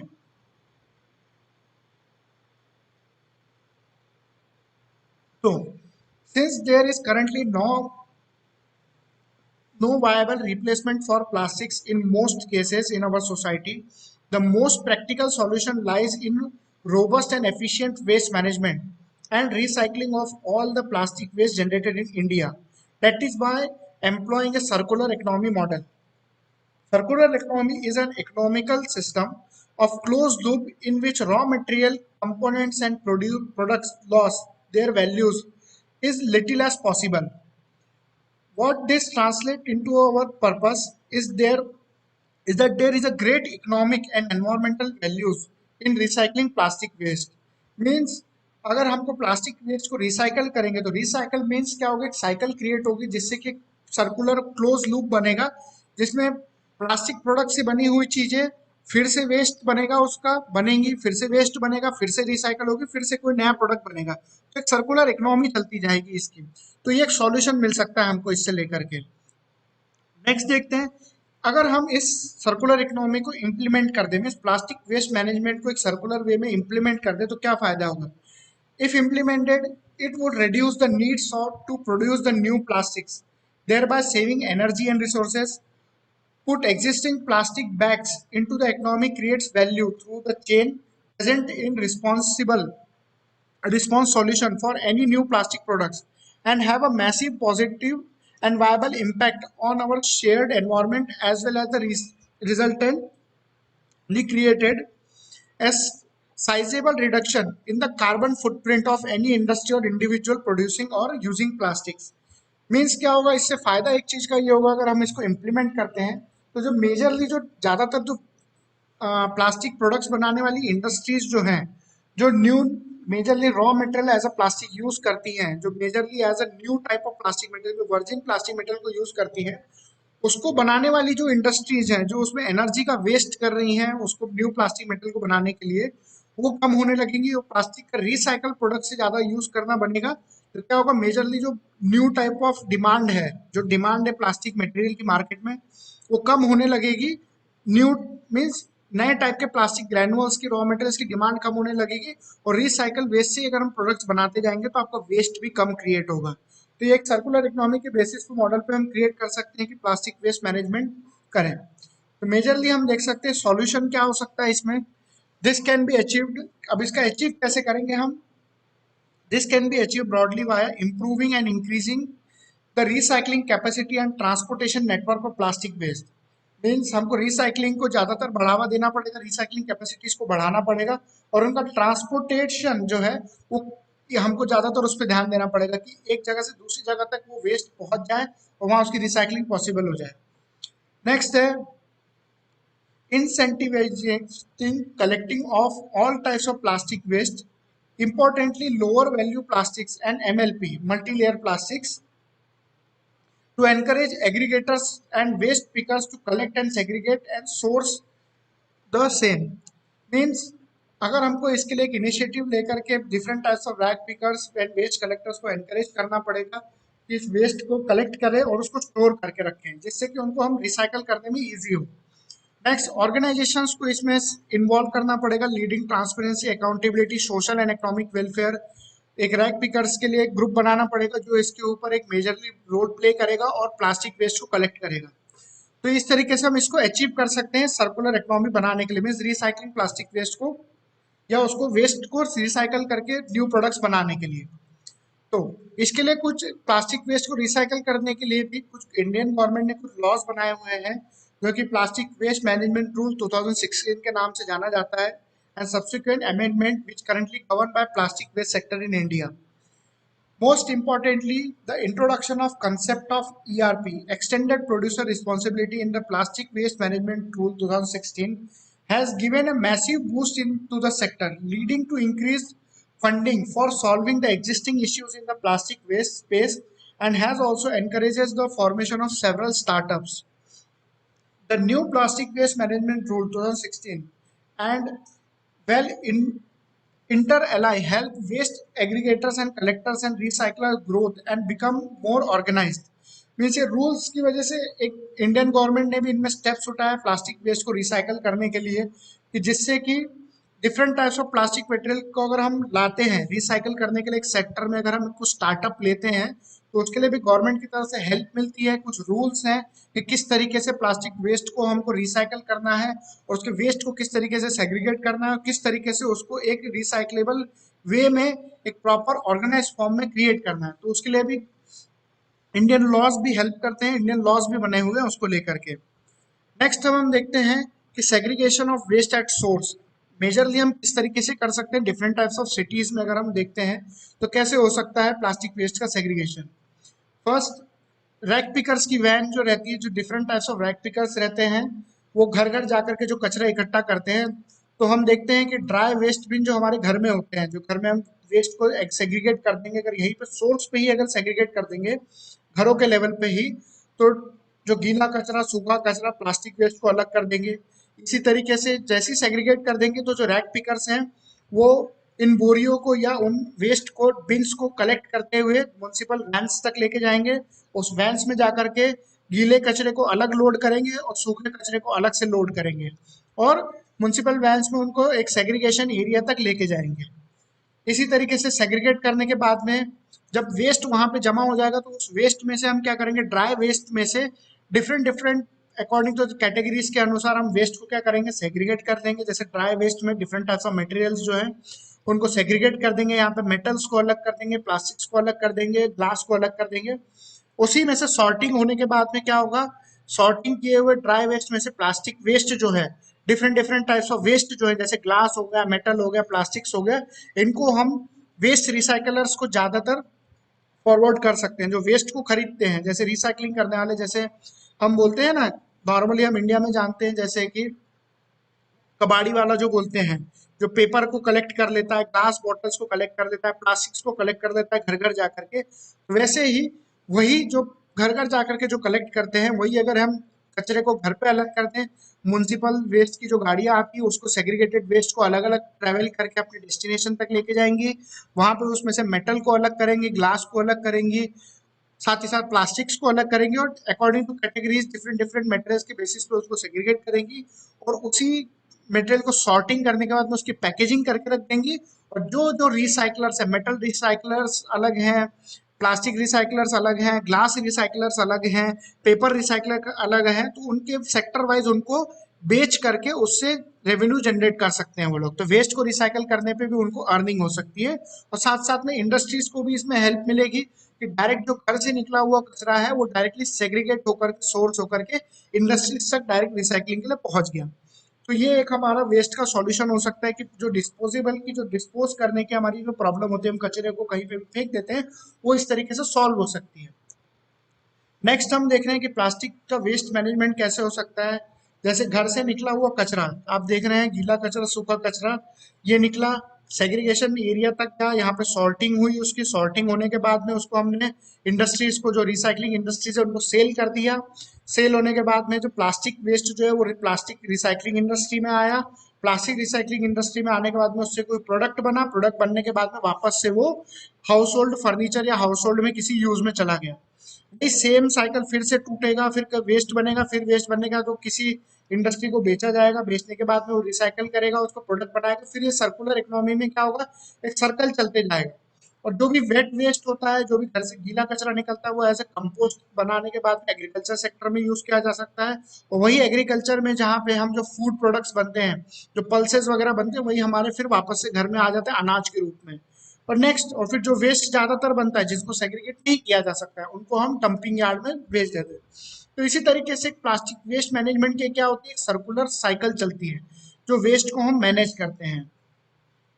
नेक्स्ट अब हम देखते हैं कि किस तरीके से हमने ये अभी स्टडी किया कि मटेरियल इनपुट, वेस्ट जनरेट हुआ, डिजाइन किया, फिर मैन्युफैक्चर किया, फिर डिस्ट्रीब्यूट किया, फिर कलेक्ट किया, फिर से रिसाइकल किया, फिर मटेरियल इनपुट बना के प्रोडक्ट को बनाते चले गए। यही हमने देखा थोड़ी देर पहले। नेक्स्ट, अब प्लास्टिक वेस्ट मैनेजमेंट कैसा कर सकते हैं हम। तो कलेक्टिंग करना, कलेक्शन कैसे होगा प्लास्टिक वेस्ट का। तो पहला, plastic forms means for example plastic containers, bottles, plastic bags and plastic packaging etcetera को कलेक्ट करना है। Waste from the houses is generally collected by, पहला अवर लोकल अथॉरिटीज, जो लोकली जो नगर निगम या म्युनिसिपल कॉर्पोरेशन की तरफ से जो लोग आते हैं वो उस रेगुलर वेस्ट को कलेक्ट करते हैं। और स्पेशल कलेक्शन टीम होती है रिसाइकलर्स की जो इसको कलेक्ट करती है।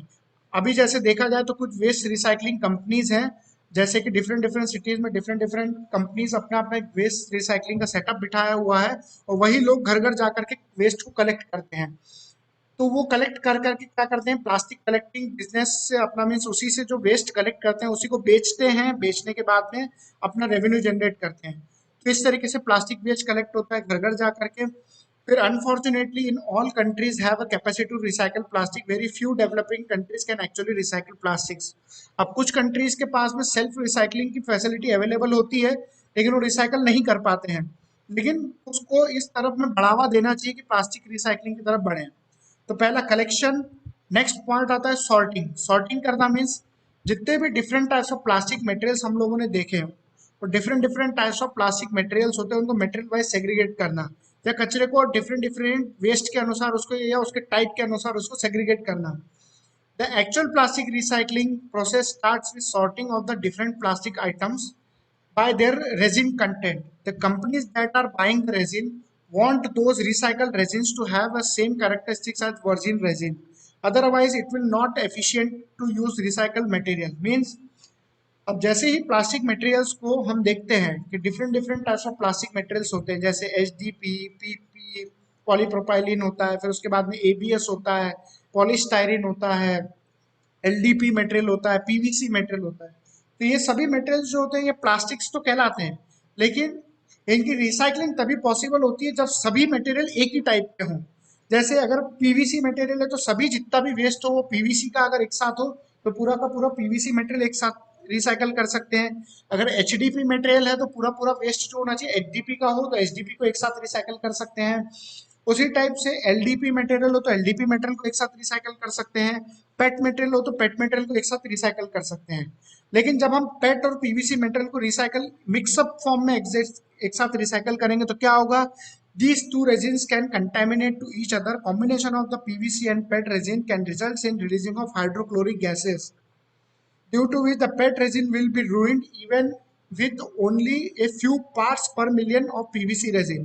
Means जब हम अगर डिफरेंट टाइप्स ऑफ मटेरियल को आपस में मिक्सअप करके अगर उनको रिसाइकल करने की कोशिश करेंगे, जैसे एग्जांपल अगर PVC को PET से मिला देंगे तो क्या होगा, PVC मटेरियल में जो हाइड्रोक्लोरिक एसिड जो बनता है, क्लोरीन जो बनता है, उसकी वजह से क्या होगा, हाइड्रोक्लोरिक गैसेस बनेंगी, जिस वजह से वो पेट मटेरियल को खराब कर देगा और वो किसी यूजफुल काम के लिए हम यूज नहीं कर सकते हैं, उसको कर पाएंगे। इसीलिए क्या होता है कि डिफरेंट डिफरेंट मटेरियल्स को उनके सेम टाइप में ही हम रिसाइकल कर सकते हैं। तो सॉर्टिंग करना इसलिए इंपॉर्टेंट है। सॉर्टिंग करने से क्या होगा, डिफरेंट डिफरेंट टाइप्स के अनुसार मटेरियल अलग हो जाएगा। जैसे पेट मटेरियल वो पूरा अलग हो जाएगा, PVC मटेरियल वो पूरा अलग हो जाएगा, HDP मटेरियल वो पूरा अलग हो जाएगा, और different different types of material category के वाइज अलग अलग हो जाएंगे, तो सॉर्टिंग हो जाएगी। तो नेक्स्ट आता है कलेक्टिंग, उसके बाद सॉर्टिंग। सॉर्टिंग के बाद आता है, सॉर्टिंग करने के लिए अब तरीके देख लेते हैं। तो किस तरीके से सॉर्टिंग करेंगे, प्लास्टिक वेस्ट जो है उसको सॉर्टिंग किस तरीके से कर सकते हैं। तो सॉर्टिंग करने के लिए पहला मैनुअल सॉर्टिंग आता है।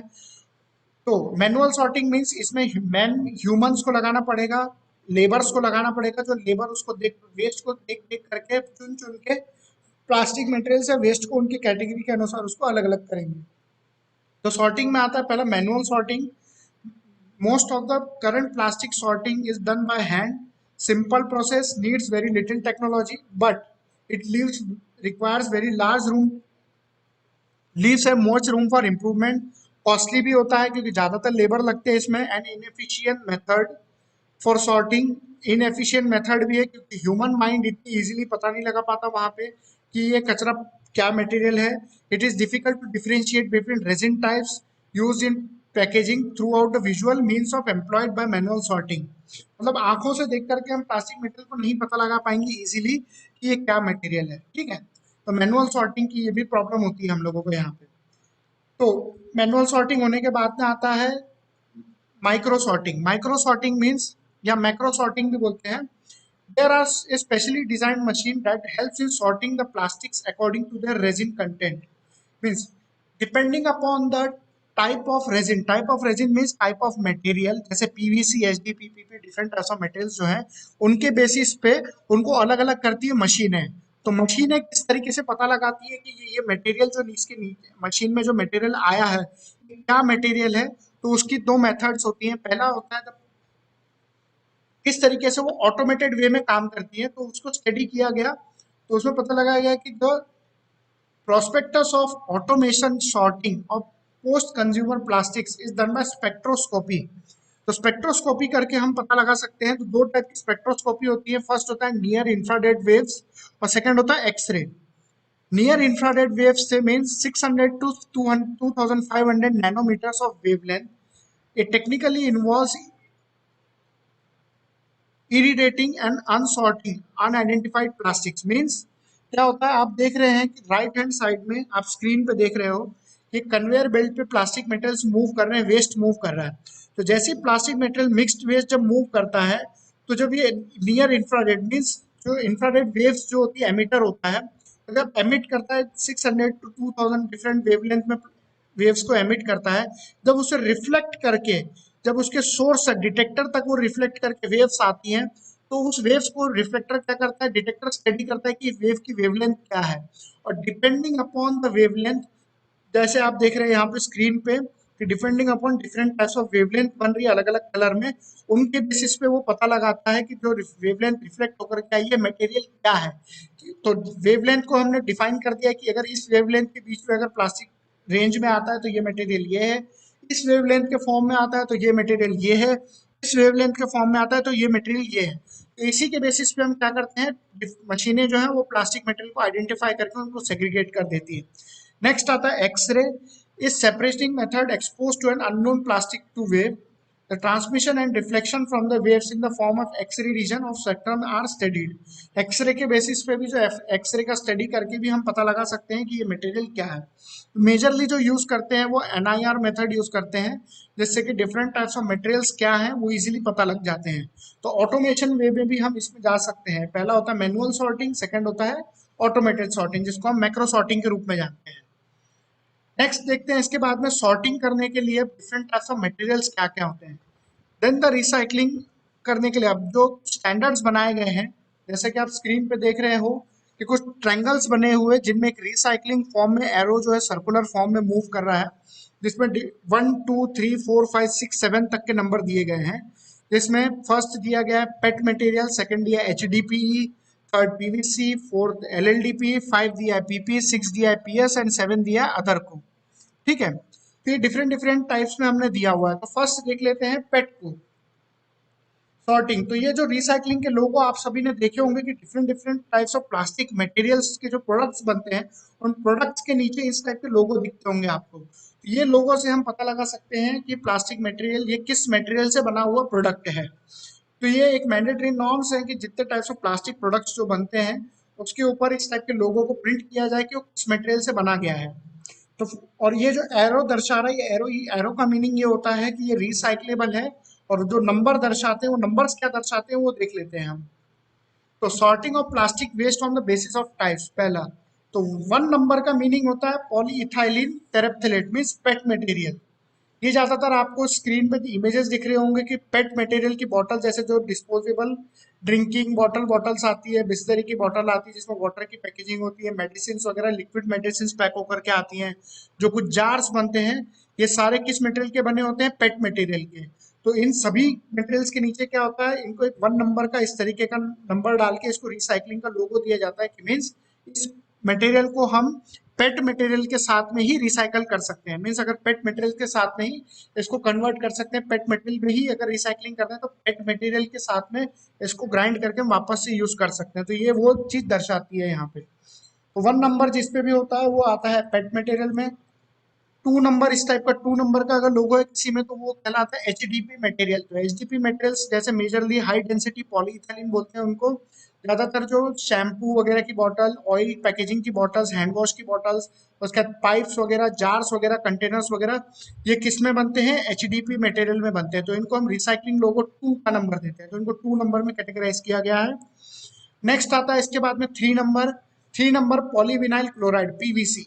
तो PVC का मीनिंग 3 नंबर जैसे कि आप देख सकते हैं ट्रांसपेरेंट कर्टन्स वगैरह में यूज करते हैं, PVC की फिटिंग्स आती हैं, पाइप्स आते हैं। तो इस टाइप के जो PVC फिटिंग्स वगैरह देख रहे हैं आप स्क्रीन पे, इनको 3 नंबर के मेटल में कैटेगराइज किया गया है, जिसको हम बोलते हैं पॉलीविनाइल क्लोराइड मटेरियल PVC। इसको हमने दिया है 3 नंबर। ठीक है, तो कैटेगराइज करने के लिए 3 नंबर दिया है।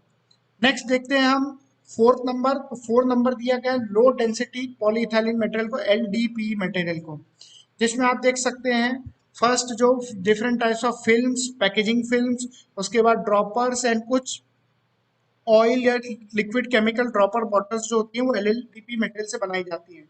तो इनको हमने नंबर दिया 4, मींस रिसाइकलिंग लोगो नंबर 4 दिया हमने इनको, जो एलडीपी मटेरियल से बनती है। नेक्स्ट आता है इसके बाद में 5। तो 5 नंबर हमने दिया पॉलीप्रोपाइलिन को, पीपी मटेरियल, जिससे ज़्यादातर हमारे 60 to 70% आर्टिकल्स जो बनते हैं हमारे डेली लाइफ के वो मेजरली पीपी मटेरियल के बनते हैं। आप स्क्रीन पे जैसे देख रहे हैं, चेयर हो गया, टब्स हो गया, उसके बाद बॉक्सेस हो गए, टिफिन बॉक्स हो गया, डस्ट पैन हो गया, ब्रश हो गया, कॉम हो गई, ये इस टाइप के जो आर्टिकल्स मेजरली के बनते हैं पॉलीप्रोपाइलिन मटेरियल के, इनको हमने रिसाइकलिंग लोगो नंबर क्या दिया 5।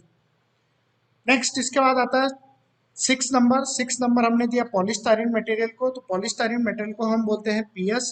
पीएस जैसे कि आप देख सकते हैं यहाँ पे, आप देख रहे हैं ट्रांसपेरेंट ग्लास, सीडी डिस्क, कुछ ट्रांसपेरेंट कंटेनर्स हैं, स्पून्स वगैरह बने हुए हैं, आप देख रहे हैं यहाँ पे, ये ज्यादातर किस में बनते हैं, पॉलीस्टाइरीन मटेरियल में। तो इनको हमने कैटेगराइज करके नंबर क्या दिया है 6 नंबर। नेक्स्ट आता है इसके बाद में 7। तो 7 नंबर हम लोगों ने दिया अदर्स को। जो भी मटेरियल पहले 6 कैटेगरी में नहीं आते हैं वो सारे के सारे मटेरियल किस में आएंगे, 7 नंबर की कैटेगरी में। जैसे कि आप देख रहे हैं ऑटोमोबाइल्स के मड गार्ड्स वगैरह, रिमोट कवर्स, कुछ सिल्वर टाइप की फिल्म्स वगैरह, कुछ लेज एंड चिप्स वगैरह की पैकेजिंग्स वगैरह। तो इन सब में जो जो 7 नंबर में आते हैं वो आता है एबीएस मटेरियल आता है, ग्लास फाइबर आता है, स्टायरीन मटेरियल आता है, पॉलीकार्बोनेट आता है, उसके बाद में नायलॉन वगैरह मटेरियल आता है। तो ये डिफरेंट टाइप्स के मटेरियल जो पहले 6 की कैटेगरी में नहीं आ रहे थे वो सारे सारे किस में आएंगे, 7 नंबर की कैटेगरी में। और उनके ऊपर हम क्या करते हैं, अदर मटेरियल मीन्स 7 नंबर का लोगो उसके ऊपर में प्रिंट करते हैं हम लोग, ठीक है। नेक्स्ट अब हम देखते हैं कि इन सॉर्टिंग के बाद में टाइप्स ऑफ प्लास्टिक रिसाइकलिंग के ऊपर आते हैं कि किस टाइप की प्लास्टिक रिसाइकलिंग अवेलेबल है हमारे पास में। तो प्लास्टिक रिसाइकलिंग 2 टाइप्स में अवेलेबल है। फर्स्ट है कन्वेंशनल रिसाइकलिंग, सेकंड है non conventional recycling and recovery. तो कन्वेंशनल रिसाइकलिंग मीन्स क्या होता है, conventional recycling is a mechanical recycling of plastic waste into simplest and relatively cheap recycling method. Means conventional recycling में क्या करते हैं, हम प्लास्टिक मटेरियल को फिजिकली ब्रेक करते हैं।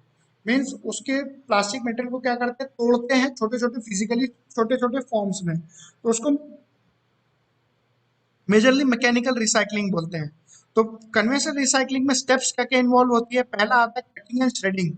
जो भी प्लास्टिक वेस्ट को हमने कलेक्ट किया था सॉर्ट करने के बाद में, उसको हम कैटेगरीज के अनुसार, जैसे पीपी मटेरियल एक तरफ पूरा जमा हुआ है, एक तरफ पूरा एचडीपी मटेरियल सॉर्ट करके पड़ा हुआ है, एक तरफ पूरा एलडीपी मटेरियल सॉर्ट करके पड़ा हुआ है, एक तरफ पीवीसी मटेरियल पूरा सॉर्ट करके पड़ा हुआ है। मीन्स प्लास्टिक मटेरियल के खुद के इंटरनल सॉर्टिंग होने के बाद में डिपेंडिंग अपॉन द टाइप्स, जैसे पीपी मटेरियल, पूरा पीपी मटेरियल एक तरफ हो गया, एचडीपी मटेरियल पूरा एक तरफ हो गया, पीवीसी मटेरियल पूरा एक तरफ हो गया, ऐसे डिफरेंट टाइप्स ऑफ मटेरियल्स क्या हो गए, पूरे एक तरफ हो गए। तो different types of material, different types of material different types of material क्या हो गए कि अलग अलग कैटेगरीज के अनुसार में सेग्रीगेट हो गए, ठीक है। तो मेजरली डिफरेंट मटेरियल्स सेग्रीगेट कर लिए हमने। तो उसके बाद में क्या होता है, जैसे अब मुझे पीपी मटेरियल को पूरा रिसाइकल करना है, तो पीपी मटेरियल रिसाइकल करने के लिए सबसे पहला पॉइंट क्या होगा, कन्वेंशनल रिसाइकलिंग में कटिंग एंड श्रेडिंग। तो कटिंग और श्रेडिंग में क्या होता है, the larger the plastic parts are cut by grinder और shredded for further processing, plastics are chopped into small flakes. जैसा आप स्क्रीन पे देख रहे हैं कि ग्राइंडर बना हुआ है, इस ग्राइंडर में प्लास्टिक के आर्टिकल्स को, जो भी प्लास्टिक आर्टिकल्स होते हैं उसको हम डाल देते हैं। डालने के बाद में क्या करते हैं, उसको कट करते हैं। कट होने के बाद में क्या होता है, छोटे छोटे फ्लेक्स के रूप में वो कन्वर्ट हो जाता है। जैसे आप right hand side of screen पे देख रहे हैं, छोटे छोटे फ्लेक्स के रूप में वो कन्वर्ट हो जाता है, छोटे छोटे ग्रैनुअल्स के रूप में कन्वर्ट हो जाता है। तो इसको हम चॉपिंग बोलते हैं कि प्लास्टिक मटेरियल की हमने चॉपिंग कर दी और उसको छोटे छोटे फ्लेक्स में कन्वर्ट कर दिया।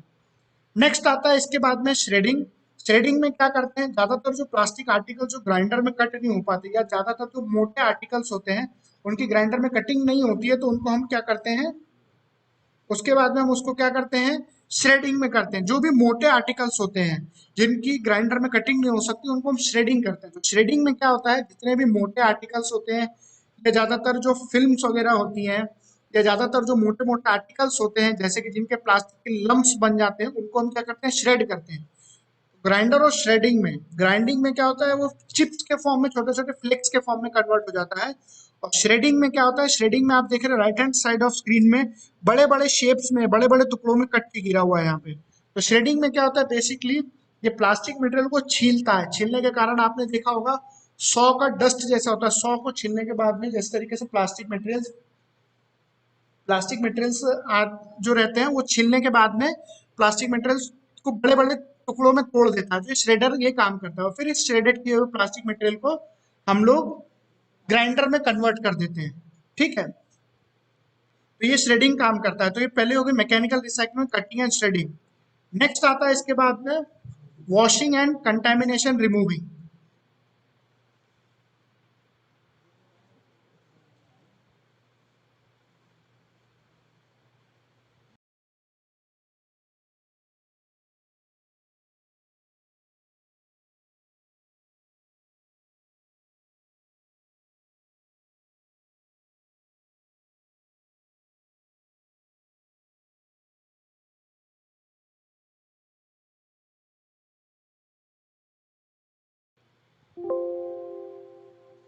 ओके, तो different types of plastic recycling materials के बाद में आता है सेकंड पॉइंट आता है कटिंग एंड श्रेडिंग के बाद वॉशिंग एंड कंटेमिनेशन रिमूविंग। अब हमने प्लास्टिक मटेरियल्स को छोटे छोटे फ्लेक्स में कन्वर्ट कर लिया और उसको श्रेड करके फिर से वापस से छोटे छोटे फ्लेक्स में कन्वर्ट कर लिया। अब जो उसके ऊपर कंटेमिनेशन होता है, कंटेमिनेशन मीन जैसे अगर हमने जो प्लास्टिक मटेरियल था वो किसी पैकेजिंग के लिए यूज किया गया होगा, तो उसके ऊपर डस्ट लगा होगा, ऑयल लगा होगा, डर्ट लगा होगा, तो उसको हमको रिमूव करना है। तो उसको रिमूव करने के लिए हमको क्या करना पड़ता है, प्लास्टिक के वॉशिंग करना पड़ता है और उसके कंटेमिनेशन को उसको रिमूव करना है। तो प्लास्टिक वेस्ट को हम क्या करते हैं, फिर वॉश करते हैं। The plastic flakes are washed in different types of contamination are on plastics are separated in a floating tank according to the density. ठीक है, तो डिपेंडिंग अपॉन द मटेरियल की density, different types of material की categorization के basis पे हम क्या करते हैं, उसको वॉश करते हैं। वॉशिंग बेसिस पे हम इसको वॉशिंग मशीन, बेसिकली आप देख रहे हैं स्क्रीन के ऊपर में यहाँ पे लगी हुई है, जिसमें उसकी डेंसिटी के बेसिस पे उसको वॉश करते हैं, और जो वेस्ट मटेरियल होता है वो सिंक कर जाता है और प्लास्टिक मटेरियल फ्लोट करके आगे निकल जाता है। तो फ्लोटिंग टैंक में इसको हम वॉशिंग करते हैं यहाँ पे। वॉशिंग के बाद में आता है इसके नेक्स्ट पॉइंट आता है ड्राइंग करना। अब प्लास्टिक के जो फ्लेक्स थे वो गीले हो गए हैं वॉशिंग के कारण, तो उनको ड्राई करना है। तो उसकी ड्रायर में हम लोग उसको ड्राई करते हैं। तो ड्राई करना पड़ता है हमको, तो डिफरेंट टाइप्स ऑफ ड्रायर्स का यूज करते हैं, जिसमें हम उसको मॉइस्चर को इवापोरेट कर देते हैं, या उसको सेंट्रीफ्यूगल फोर्स के थ्रू मॉइस्ट एक्सेस वाटर को निकाल देते हैं, फिर ड्राई करके उसको ड्रायर में उसको प्योर ड्राई फॉर्म में प्लास्टिक ग्रैनुअल्स या फ्लेक्स को बाहर निकालते हैं। तो ड्राई फॉर्म में रहता है, जिसमें मॉइस्चर कंटेंट बिल्कुल नहीं रहता है। वॉशिंग होने के बाद ड्राइंग कर देते हैं। ड्राइंग होने के बाद में एक्सट्रूजन करते हैं। तो एक्सट्रूजन में क्या होता है कि प्लास्टिक फ्लेक्स जो रहते हैं उसको हम एक्सट्रूडर में डालते हैं, जहाँ पे प्लास्टिक मटेरियल क्या होता है, हॉपर के थ्रू एंटर करते हुए एक्सट्रूडर में एंटर करता है, मेल्ट होकर के डाई के थ्रू, एक्सट्रूडेड डाई के थ्रू एक स्ट्रैंड्स के रूप में बाहर निकलता है। स्ट्रैंड मीन्स धागे के रूप में बाहर निकलता है, ऐसे लंबे लंबे धागे के रूप में बाहर निकलता है, जो कि पानी में से ठंडे होते हुए कटिंग होते हुए, कटर में कट होते हुए ऐसे छोटे छोटे ग्रैनुअल्स के रूप में कन्वर्ट हो जाता है, एक्सट्रूड हो जाता है। और यही ग्रैनुअल्स को हम फिर क्या करते हैं, वापस से किसी नए प्रोडक्ट को बनाने के लिए मशीन में यूज करते हैं। तो ये हो जाती है आपकी मैकेनिकल रिसाइकलिंग की प्रोसेस। पहला उसकी कटिंग एंड थ्रेडिंग करना, फिर उसके बाद में उसकी वॉशिंग करना, ड्राइंग करना, ड्राइंग करने के बाद में उसको एक्सट्रूड करके वापस से ग्रैनुअल्स के रूप में कन्वर्ट कर देना। तो ये होता है पैलेटाइजेशन। लास्ट होता है पैलेटाइजेशन प्रोसेस एक्सट्रूड करने के बाद में। तो इस तरीके से हम उसको दाने के रूप में कन्वर्ट कर देते हैं। जैसा आपने यहाँ पे देखा, ये एक दाने के रूप में कटर में यहाँ पे धागा जो था, जो निकल रहा था यहाँ से, वो कटर में कट होने के बाद में क्या होगा, छोटे छोटे ग्रैनुअल्स के रूप में कन्वर्ट हो गए यहाँ पे। और इसी तरीके को हम बोलते हैं, ग्रैनुअल्स को बोलते हैं पैलेटाइजिंग। पैलेटाइजिंग मीन्स उसको ग्रैनुअल में कन्वर्ट करना। The strands are cooled by water and cut into pellets which may be used for new polymer product manufacturing। और different types of products upon depending upon color हम उसको यूज कर सकते हैं। अब इनमें आप देख रहे होंगे यहाँ पे कि डिफरेंट टाइप्स ऑफ कलर कैसे, अलग अलग डिफरेंट टाइप्स ऑफ कलर्स कैसे मिलते हैं। तो जब भी हम प्लास्टिक वेस्ट जो रहता है वो तो मल्टी कलर में रहता है। यहाँ पे आपने देखा था मल्टी कलर में था, जो फ्लेक्स देख रहे हैं। इन मल्टी कलर फ्लेक्स को हम क्या करते हैं, कलर वाइज भी सॉर्टिंग करते हैं, according to different different colours के अनुसार भी सॉर्ट करते हैं। व्हाइट कलर के मटेरियल को अलग करते हैं, ब्लैक कलर के मटेरियल को अलग करते हैं, लाइट कलर्स अलग करते हैं, डार्क कलर अलग करते हैं। और फिर इन सभी की वॉशिंग वगैरह होने के बाद में, ड्राइंग होने के बाद में, जब एक्सट्रूडर में इसको एक्सट्रूड करते हैं, तो इस एक्सट्रूडर में एक्सट्रूड करने के टाइम पे हम क्या करते हैं, मास्टर बैचेस और पिगमेंट्स का यूज करके इसको कलर देते हैं। तो जैसे आपने देखा था यहाँ पे डिफरेंट डिफरेंट कलर्स के जो ग्रैनुअल्स थे वो एक्सट्रूड होने के टाइम पे यहाँ पे कलर उनमें दिया जाता है, तो कलर के रूप में वो एक्सट्रूड होकर के कलर डिफरेंट डिफरेंट कलर्स में निकलते हैं। जैसे एक्सट्रूडर में अगर मैंने रेड कलर डाला तो रेड कलर का निकलेगा, ब्लू कलर डाला तो ब्लू कलर में धागा निकलेगा और उसको ब्लू कलर के ग्रैनुअल्स में कन्वर्ट करेगा। According to different types of master batches and colours जो हम यूज करते हैं उसके बेसिस पे वो स्ट्रैंड निकल के इस ग्रैनुअल के डिफरेंट डिफरेंट कलर्स के रूप में ग्रैनुअल में कन्वर्ट होता है। तो ये स्टेप होती है बेसिकली पूरी प्लास्टिक की mechanical recycling means conventional recycling में, cutting, washing, drying and extrusion और पैलेटाइजिंग। तो ये मैकेनिकल रिसाइकलिंग की प्रोसेस थी। अब इसमें हम देखते हैं कि कन्वेंशनल रिसाइकलिंग से क्या क्या प्रोडक्ट्स बनते हैं। जैसे देखो नॉर्मली क्या होता है, प्लास्टिक की जो बोरियां होती है बोरियों को कन्वर्ट करते हैं एग्लोमिनेटर में। एग्लोमिनेटर में उनको उनके क्या करते हैं, बॉल्स बनाते हैं। बॉल्स बनाने के बाद में उसको एग्लोमरेट करने के बाद में छोटे छोटे बॉल्स बनने के बाद में क्या करते हैं, उनको एक्सट्रूड करके छोटे छोटे दाने के रूप में बन जाते हैं, कन्वर्ट कर देते हैं।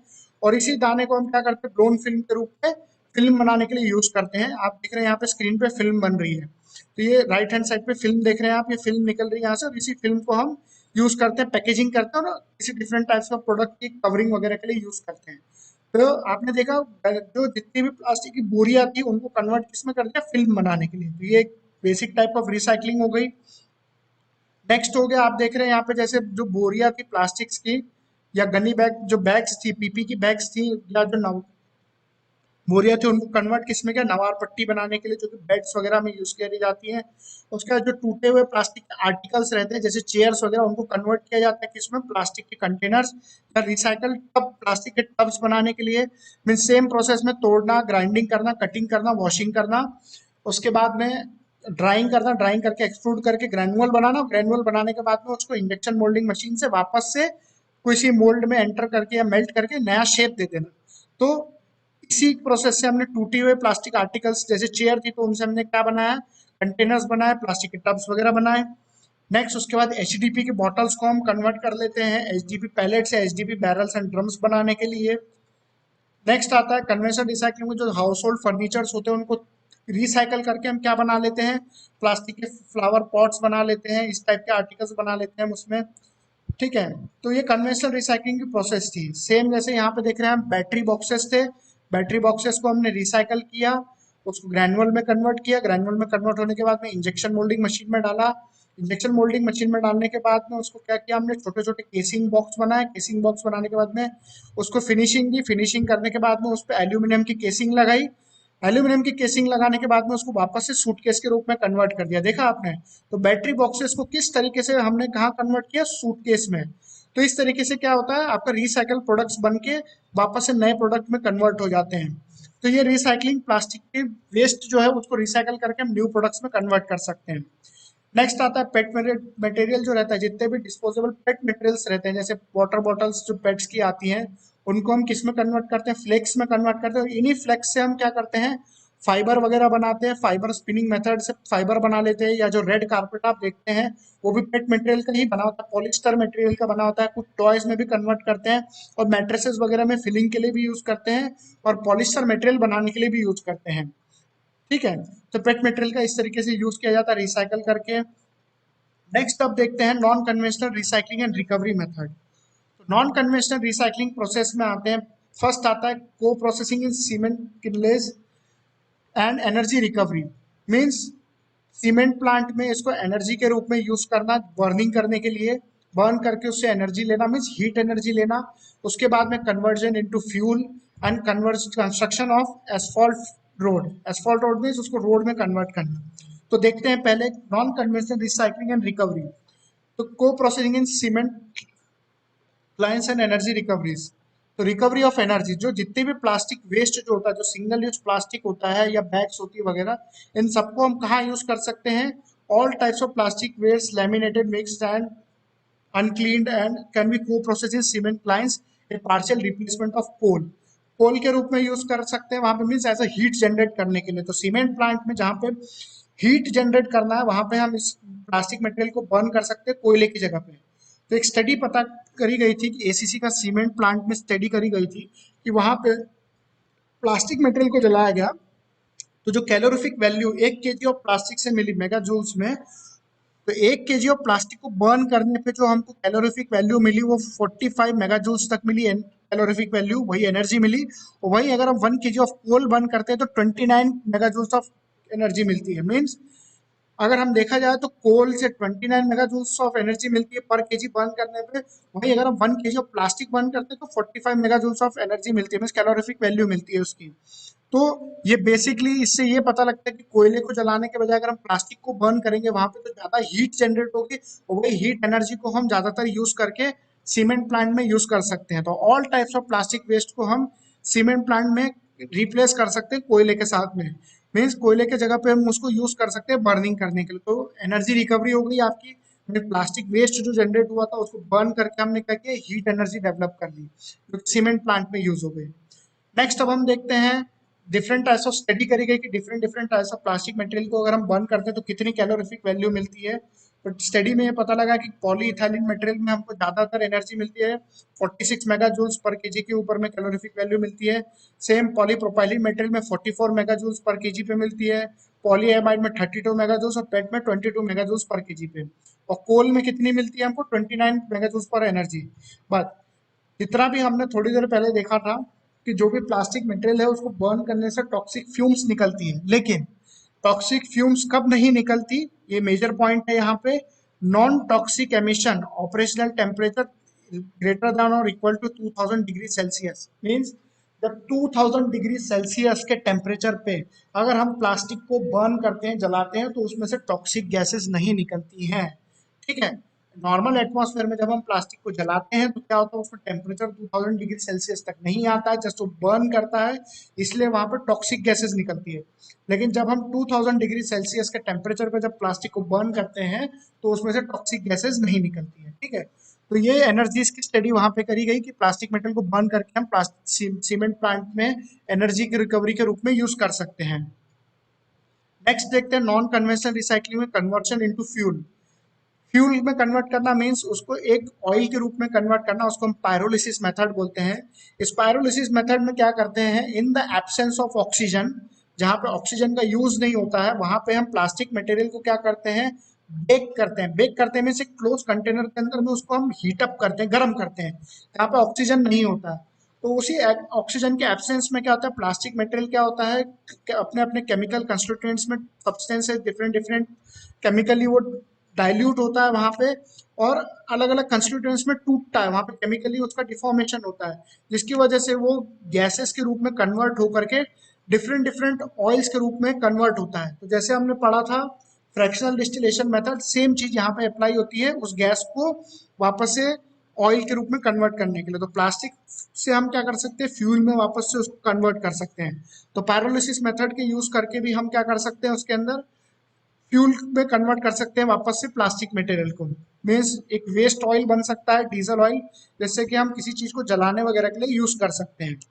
तो यहाँ पे देख सकते हैं प्लास्टिक वेस्ट और टायर वेस्ट को पायरोलिसिस प्लांट में एंटर करने के बाद में हम उसको गैसेस के रूप में कन्वर्ट कर सकते हैं, कार्बन ब्लैक कंटेंट मिल सकता है हमको उससे, और इंडस्ट्रियल फ्यूल ऑयल भी मिल सकता है। तो ये कन्वेंशनल प्रोसेस होती है जिसके अंदर हम प्लास्टिक मटेरियल को लाते हैं, बर्न करते हैं, और फ्रैक्शनल डिस्टिलेशन मेथड से वैक्यूम डिस्टिलेशन मेथड की बेसिस पे उसको डिफरेंट डिफरेंट ऑयल के डेंसिटी अनुसार उसको कन्वर्ट कर लेते हैं, diesel, kerosene, litre oil and charcoal and petrol वगैरह इस टाइप में। ठीक है, ठीक है, तो इस टाइप से हम इसकी वर्किंग करते हैं। नेक्स्ट आता है, इसके बाद में आपको सभी को ये जान के प्राउड फील होगा कि ये जो पायरोलिसिस मेथड है ये एक इंडियन साइंटिस्ट थी जिन्होंने इसका इन्वेंशन किया था, डॉक्टर अलका जड़गांवकर। इन्होंने इसका इन्वेंशन किया था पायरोलिसिस मेथड का, आप इमेज में सेटअप देख सकते हैं। इन्होंने फर्स्ट टाइम प्लास्टिक मटेरियल से उसको वापस से फ्यूल ऑयल में कन्वर्ट किया था। ये पेटेंट इनके नाम पे है कि इन्होंने इसको फ्यूल के रूप में कन्वर्ट किया था। तो उनका नाम है डॉक्टर अलका जड़गांवकर, जिन्होंने इस प्रोसेस का इन्वेंशन किया था, और ये इंडियन है। ठीक है, तो ये एक पार्ट है, उसको फ्यूल में हम कन्वर्ट कर सकते हैं। नेक्स्ट पार्ट आता है plastic waste into road construction. तो a cost effective method of making roads that gives a boost in waste management. In 2015 the government of India made it mandatory for all road developers in the country to use plastic waste for road construction. So far India has constructed about 1 lakh kilometers of road by using the plastic waste. और आपको ये जान के proud feel होगा कि India में first time जिन्होंने use किया था, वो आपके सामने इमेज है उनकी, मिस्टर राजगोपालन वसुदेवन, इन्होंने फर्स्ट टाइम, इनको अवार्ड भी दिया गया, इनको नाम से भी जाना जाता है, प्लास्टिक मैन ऑफ इंडिया की तरफ नाम से जाना जाता है, जिन्होंने इंडिया में फर्स्ट कंसेप्ट लाया था प्लास्टिक मेटल को रोड्स में कन्वर्ट करने के लिए। तो प्लास्टिक मेटल का हम रोड में कन्वर्जन करने के लिए मीन्स यूज कर सकते हैं, जैसे कि जो प्लास्टिक को वापस से ग्राइंड करके उसको हम एज अ कोलतार वगैरह के साथ में मिक्सअप करके, उसका जो फ्यूल ऑयल के साथ में मिक्सअप करके उसको हम इसको यूज कर सकते हैं रोड कंस्ट्रक्शन करने के लिए। ठीक है, तो आप देख सकते हैं यहाँ पे किस तरीके से प्लास्टिक मटेरियल को, जो उसके कंस्टिट्यूएंट्स होते हैं रोड कंस्ट्रक्शन के लिए, जैसे जो उसका सॉल्ट और मेटल वगैरह होता है उसके साथ मिक्सअप करके प्लास्टिक मटेरियल को मेल्ट कर देते हैं साथ में, और उसी से रोड कंस्ट्रक्ट करते हैं। तो ये कुछ एग्जांपल्स हैं यहाँ पे, जैसे मुंबई में आप देख रहे हैं professor V Agashe road Dadar में जो मुंबई में है वो प्लास्टिक से वेस्ट से बना हुआ है। उसके बाद ऑल ओवर द कंट्रीज में भी डिफरेंट इसी मेथड को यूज करके बनाया गया, वेस्ट बंगाल में भी बनाया गया है प्लास्टिक से बने हुए रोड्स। उसके बाद दिल्ली में भी वगैरह इस टाइप के मेथड्स को यूज करके प्लास्टिक वेस्ट को रोड के रूप में कन्वर्ट करने में यूज करते हैं। तो ये डिफरेंट डिफरेंट मेथड्स का यूज करके हम रोड कंस्ट्रक्शन में भी यूज कर सकते हैं। ये थी non conventional methods plastic waste को कन्वर्ट यूटिलाइजेशन करने के लिए। तो हमने एक तो कन्वेंशनल मेथड देखी, एक नॉन कन्वेंशनल मेथड देखी। अब मेजर पार्ट आता है वेस्ट मैनेजमेंट का। तो वेस्ट मैनेजमेंट में आप देख रहे हैं यहाँ पे ट्रायंगल बना हुआ है, जिसमें हम लोग लिख रहे हैं, यहाँ पे देख रहे हैं कि most favourable option top side में और least favourable option down side में। मीन्स फर्स्ट सबसे पहला पॉइंट आता है प्रिवेंशन। प्रिवेंशन करना मीन्स किसी भी चीज को एक्सेस यूज करने से हमको उसको प्रिवेंट करना है। उसके बाद अगर उसका रिड्यूस करना है, यूज रिड्यूस करना means lowering the amount of waste product करना, उसका वेस्ट बहुत कम क्रिएट करना है।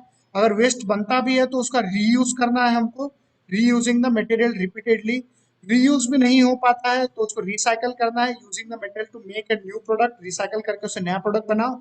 अगर उसकी स्ट्रेंथ या प्रॉपर्टीज लूज हो जाती है कि उससे कोई नया प्रोडक्ट नहीं बन सकता, तो उसको एनर्जी रिकवरी के रूप में यूज कर सकते हैं हम। जैसे नॉन कन्वेंशनल मेथड में हमने यूज किया था रोड कंस्ट्रक्शन, सीमेंट प्लांट में बर्न करने के लिए, या पायरोलिसिस मेथड से फ्यूल में कन्वर्ट करने के लिए, तो उसमें कर सकते हैं।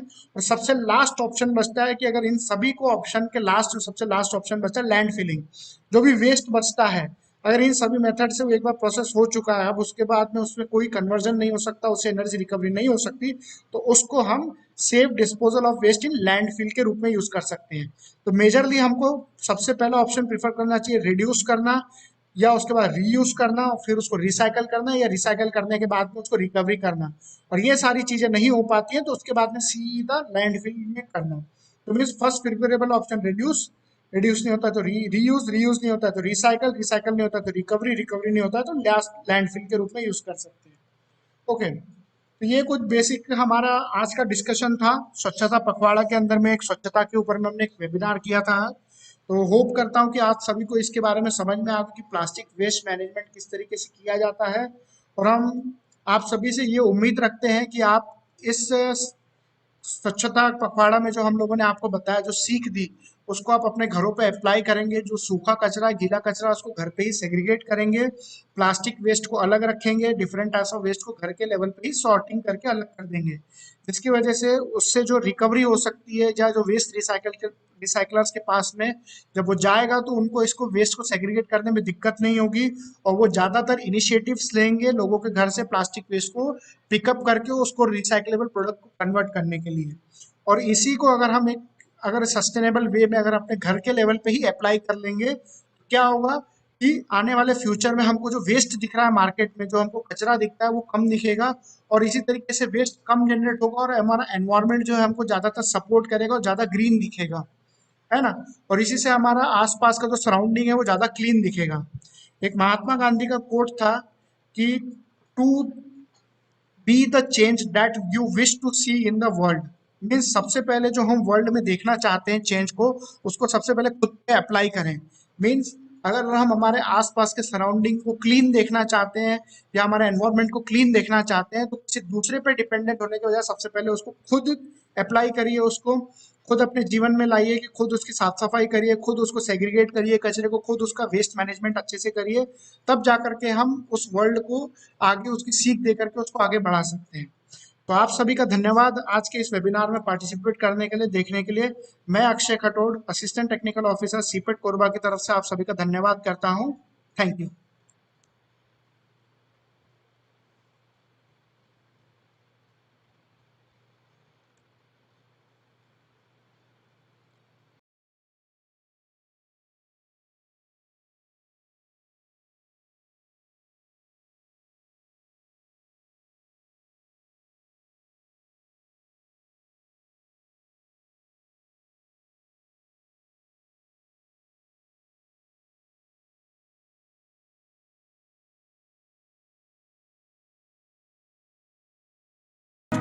one-stop destination to fulfill all the services to the plastics and allied industry.